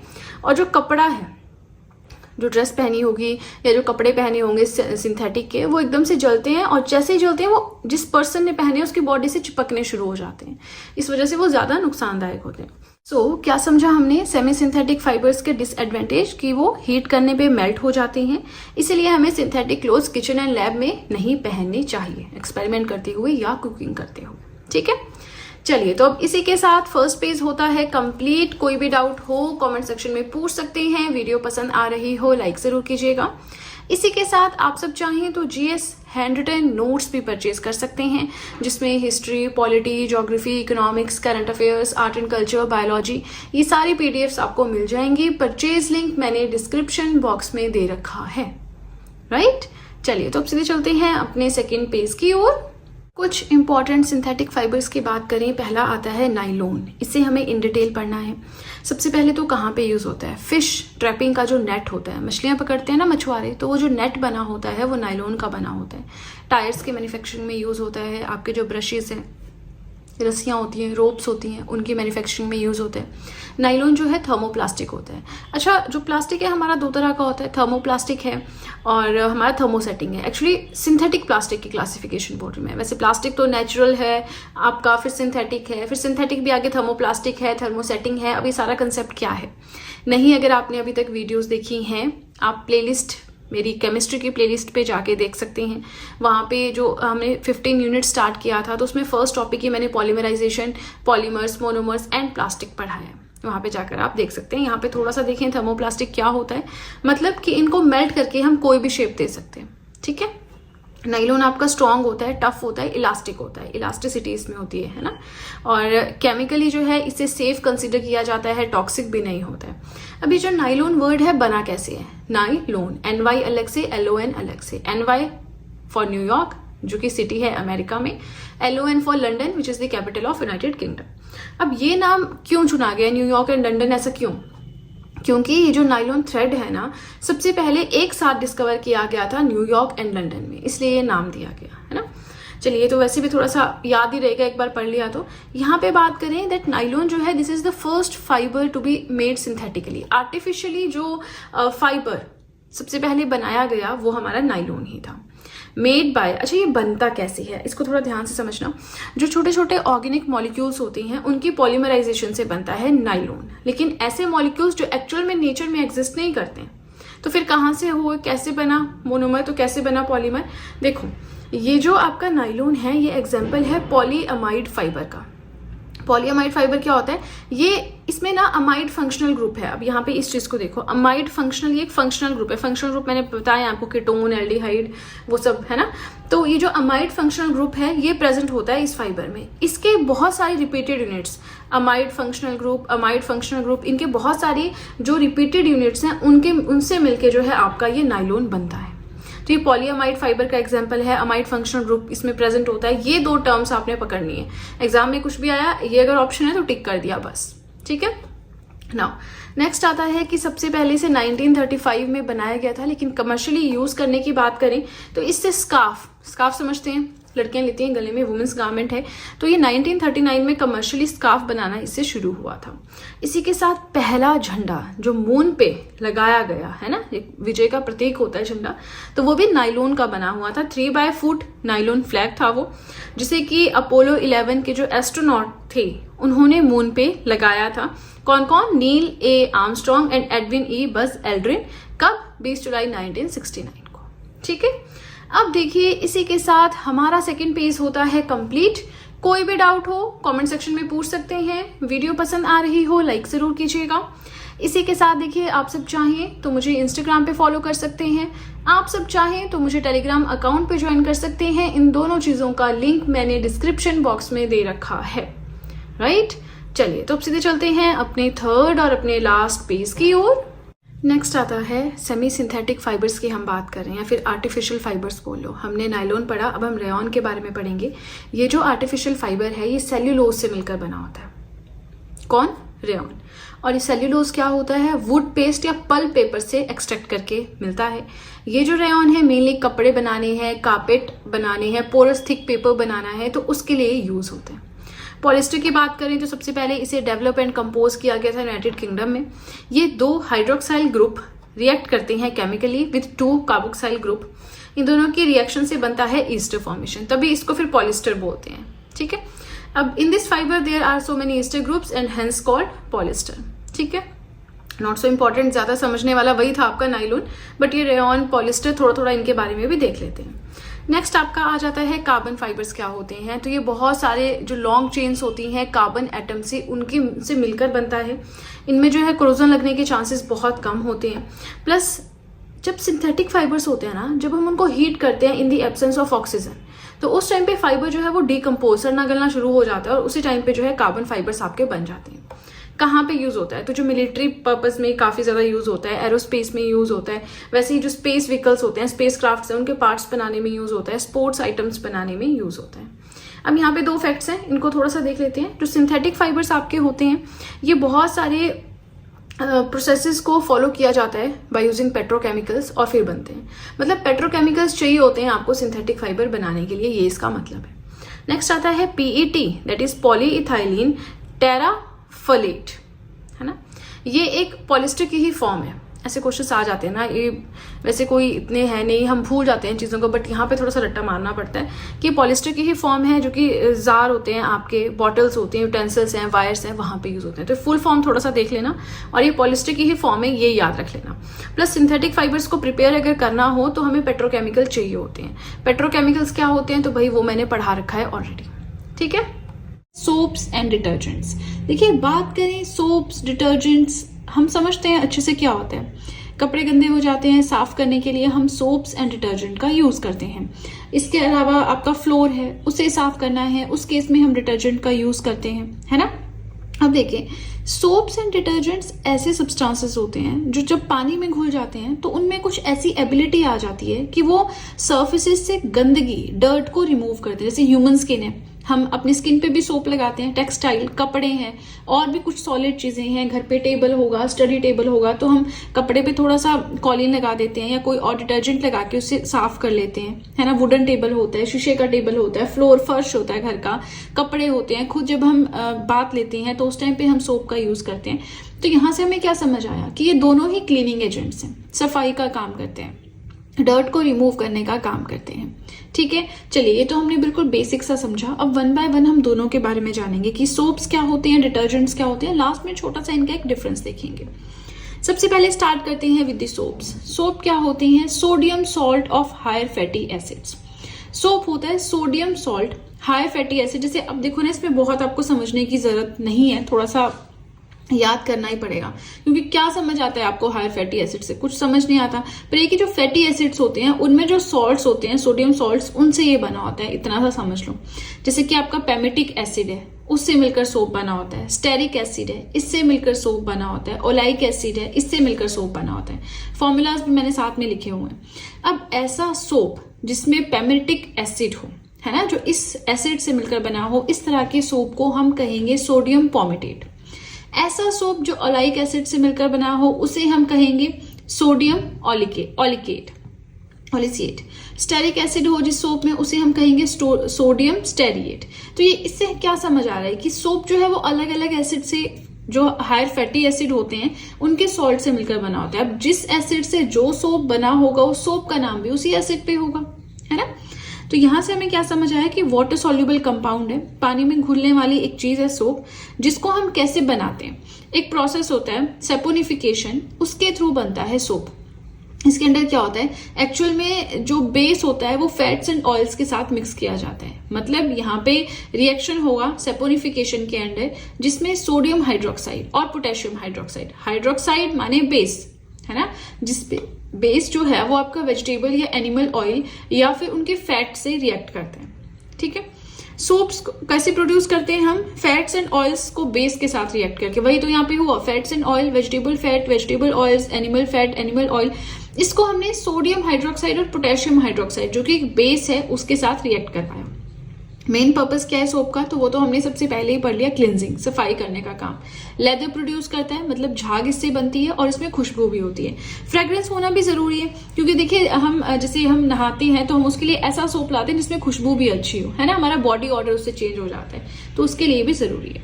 अब देखो भाई, सोप्स के लिए इतना ही था, है ना। अब हम देखते हैं कि डिटर्जेंट्स क्या होते हैं। डिटर्जेंट की अगर हम बात करें, ये भी क्लीनिंग एजेंट होते हैं, कपड़े होते हैं हमारे, उसे साफ करने का काम करते हैं। अब देखो, जब हम ना क्लीनिंग के लिए कपड़े साफ करने हैं, गारमेंट साफ करने हैं, हम जब सोप का यूज करते हैं, तो अगर हम हार्ड वाटर यूज कर रहे हैं, हॉट वाटर ले रहे हैं, तो सोप में ना बहुत मेहनत करनी पड़ती है डर्ट को रिमूव करने के लिए, है ना। तो ये जो डिफिकल्टी है, इसे रिमूव करने के लिए डिटर्जेंट आपका सामने आया है। डिटर्जेंट हार्ड वाटर के साथ भी अच्छे से काम करता है, बहुत अच्छे से साफ कर सकता है कपड़ों को कन्वीनियंटली, और सस्ता भी होता है इन कंपैरिजन टू सोप। ठीक है, बेसिक सा हम बिल्कुल देख रहे हैं। डेप्थ में इनका क्लिनजिंग ऑर्डर भी आता है, क्लिनजिंग पूरी इनकी कैपेबिलिटी आती है। इतना डिटेल में हमें नहीं पढ़ना है, लेकिन जितना एग्जाम में आता है देखिए उतना तो पढ़ना ही पड़ेगा, राइट। इसी के साथ ये हमारी लास्ट वीडियो भी है। आप चाहें तो अब पीडीएफ भी परचेज कर सकते हैं, ऑलरेडी बता चुकी हूँ, बट अगर इनकेस आपने स्किप करके वीडियो देखी है तो फिर से रिपीट कर रही हूँ, ठीक है। एंड वन मोर थिंग, आप सब चाहें तो केमिस्ट्री के साथ साथ history, polity, geography, economics, current affairs, art and culture, biology, ये सारी पीडीएफ्स भी परचेज कर सकते हैं। परचेज लिंक मैंने डिस्क्रिप्शन बॉक्स में दे रखा है। आप सब चाहें तो मुझे इंस्टाग्राम पे फॉलो कर सकते हैं, आप सब चाहें तो मुझे टेलीग्राम अकाउंट पे ज्वाइन कर सकते हैं। इन दोनों चीजों का लिंक भी मैंने डिस्क्रिप्शन बॉक्स में दे रखा है, राइट। चलिए तो अब सीधे चलते हैं अपने सेकंड या बोलो अपने लास्ट पेज की ओर। नेक्स्ट आता है दैट ये जो डिटर्जेंट है सबसे पहले इन्वेंट किया गया था फर्स्ट वर्ल्ड वॉर के दौरान जर्मनी में। ये ऐसा सब्सटेंस होता है जिसे हम हायर फैटी एसिड्स जो हैं उनसे प्रिपेयर करते हैं, और ये जो हायर फैटी एसिड्स हैं वेजिटेटिव ऑयल से लिए जाते हैं, एक्सट्रैक्ट किए जाते हैं, जिसके through dirty clothes and garments को वॉश करना ईजी होता है। यहाँ से एक चीज समझ आ रही है कि जैसे सोप बना रहे हैं वैसे डिटर्जेंट भी बन रहा है ना। इसमें हायर फैटी एसिड्स हम लेते हैं वेजिटेटिव ऑयल्स की। अब डिटर्जेंट को भी फर्दर आप क्लासिफाई कर सकते हो। 3 मेन इनकी क्लासेस होती है, एनायनिक है, न्यूट्रल है और कैटियोनिक है। एनायन वाली, कैटायन वाली, ऐसे याद रख लो। तो ये जो एनायनिक है ये सबसे कॉमन टाइप का डिटर्जेंट है जो यूज होता है डोमेस्टिक लॉन्ड्री में। घर पे कपड़े वगैरह साफ करते हैं, फ्लोर साफ करते हैं, तो वहां पे जो डिटर्जेंट यूज करता है that is anionic in nature. ठीक है, आगे देखिए डिफरेंस दोनों के बीच में। यहां से भी बहुत सारी चीजें क्लियर हो जाएंगी, है ना। जो चीजें हमने छोड़ दी हैं वो अब यहां से क्लियर हो जाएंगी। डिफरेंस आ रहा है सोप्स एंड डिटर्जेंट्स के बीच में, दोनों चीजें सेम ही है ना, लेकिन इसमें है कि डिटर्जेंट थोड़ा ज्यादा चीप है, थोड़े अच्छे से सफाई करता है, हार्ड वाटर के साथ भी डर्ट को रिमूव कर सकता है, सोप हार्ड वाटर के साथ नहीं कर सकता। ठीक है, अब देखो सोप क्या है, पोटेशियम या सोडियम सॉल्ट होता है कार्बोक्सिलिक एसिड का जो एलिफेटिक चेन के थ्रू अटैच होता है। लेकिन इसमें क्या है, ये भी पोटेशियम एंड सोडियम सॉल्ट है लॉन्ग एल्काइल चेन का जो कि सल्फोनेट ग्रुप के साथ एंड करते हैं। तो ये ग्रुप्स, ये चेन्स आपको याद रखने हैं। ठीक है, देखिए इन डिटेल पढ़ेंगे बहुत लेंथी हो जाएगा, लेकिन ये इतना काफी है, एग्जाम में से ज्यादा नहीं आते। सोप्स आपके बायोडिग्रेडेबल होते हैं। बायोडिग्रेडेबल का मतलब क्या होता है कि जैसे वैसे सड़े रहेंगे, गलेंगे तो ये जमीन में नेचर में मिल जाएंगे, है ना, लेकिन नॉट इजिली बायोडिग्रेडेबल। डिटर्जेंट एकदम से जमीन में या मिट्टी में नहीं रचते बसते हैं, है ना, बायोडिग्रेड नहीं होते हैं, गलते सड़ते नहीं है ना। एंड ये जो सोप्स हैं जनरली जो प्लांट्स एंड एनिमल्स के फैट्स या वेजिटेटिव ऑयल्स हैं उनसे बनाए जाते हैं by the process of saponification. लेकिन डिटर्जेंट अगर बनाना है तो मेन सोर्स डिटर्जेंट की मैन्युफैक्चरिंग के लिए हमारे पास है पेट्रोलियम और यू कैन से पेट्रोकेमिकल्स। आगे चलें, एग्जाम्पल्स की बात देखिए हम यहाँ पे, तो हमारे पास सोप्स के एग्जाम्पल हैं सोडियम स्टीरेट, सोडियम ऑलिएट, सोडियम पैल्मिटेट, ये हमने पढ़ा भी अभी जब हमने स्टार्ट किया था। एंड एग्जाम्पल्स ऑफ डिटर्जेंट क्या है, deoxycholic acid, sodium L'Oréal sulphate. याद करने की जरूरत नहीं है, ये जस्ट अंडरस्टैंडिंग के लिए। नेक्स्ट एक वर्ड आता है आपके पास स्कम। यहाँ पे बात कर रहे हैं कि जो आपके सोप्स होते हैं ये स्कम प्रोड्यूस करते हैं, लेकिन आपका जो डिटर्जेंट होते हैं ये स्कम प्रोड्यूस नहीं करते हैं। ये ना, do not produce scum, detergent produce scum soaps. अब इस स्कम क्या होता है भाई, देखिए जब भी हम यूज करते हैं सोप को हार्ड वाटर में तो उस टाइम पे एक सॉलिड चीज डेवलप होती है क्लोथ्स के ऊपर, है ना, उसी सॉलिड चीज को हम स्कम बोलते हैं। ये बनता है क्यों, क्योंकि हार्ड वाटर में calcium and magnesium ions present होते हैं तो उसकी वजह से। लेकिन डिटर्जेंट में ऐसा कुछ नहीं होता।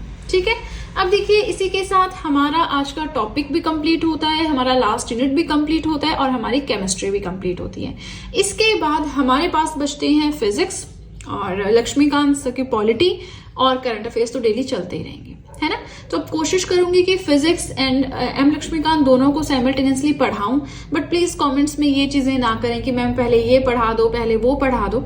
जो मैं आपसे पूछती हूँ उसके कमेंट में मुझे कभी आंसर नहीं मिलता। मैं आपसे पूछती हूँ कि कोई टॉपिक केमिस्ट्री का बचा है तो उसमें कोई आंसर नहीं था। अभी जब कंप्लीट हो जाएगा तो काफी टाइम बाद आएगा कि अच्छा ये वाली चीज रह गई है ना, तो वो चीज नहीं होनी चाहिए। साथ साथ में वीडियोस देखिए, साथ साथ में आप कमेंट्स करें, जो पूछा जाता है वो करें। बाकी यस आई नो मैंने कौन सी सीरीज स्टार्ट की है तो मुझे पता है, मैंने हर सीरीज जो शुरू की है एंड भी की है, लेकिन एकदम से सब कुछ नहीं होता। आप सोचें कि हाँ 10 दिनों में हमारा एंशिएंट कंप्लीट हो जाए, 20 दिनों में एम लक्ष्मीकांत कंप्लीट हो जाए, नहीं, टाइम लगता है ना। चलिए, आई होप यू अंडरस्टैंड जो मैंने समझाने की कोशिश की है। इसी के साथ हमारा केमिस्ट्री होता है कंप्लीट। वीडियो पसंद आए लाइक जरूर कीजिएगा, चैनल को जरूर सब्सक्राइब करें, बेल आइकन को प्रेस करें सो दैट मैं जैसे ही कोई वीडियो अपलोड करूं सबसे पहले नोटिफिकेशन आपके पास पहुंचे। प्लस जो भी आपके फ्रेंड्स हैं जो भी गवर्नमेंट एग्जाम्स के लिए प्रिपेयर कर रहे हैं उनके साथ भी मेरे चैनल का लिंक जरूर शेयर करें so that in hand written notes का उन्हें भी कुछ फायदा हो सके। तो चलिए फ्रेंड्स, आज के लिए इतना ही। अब हम मिलेंगे नेक्स्ट वीडियो में। So that's it and see you soon.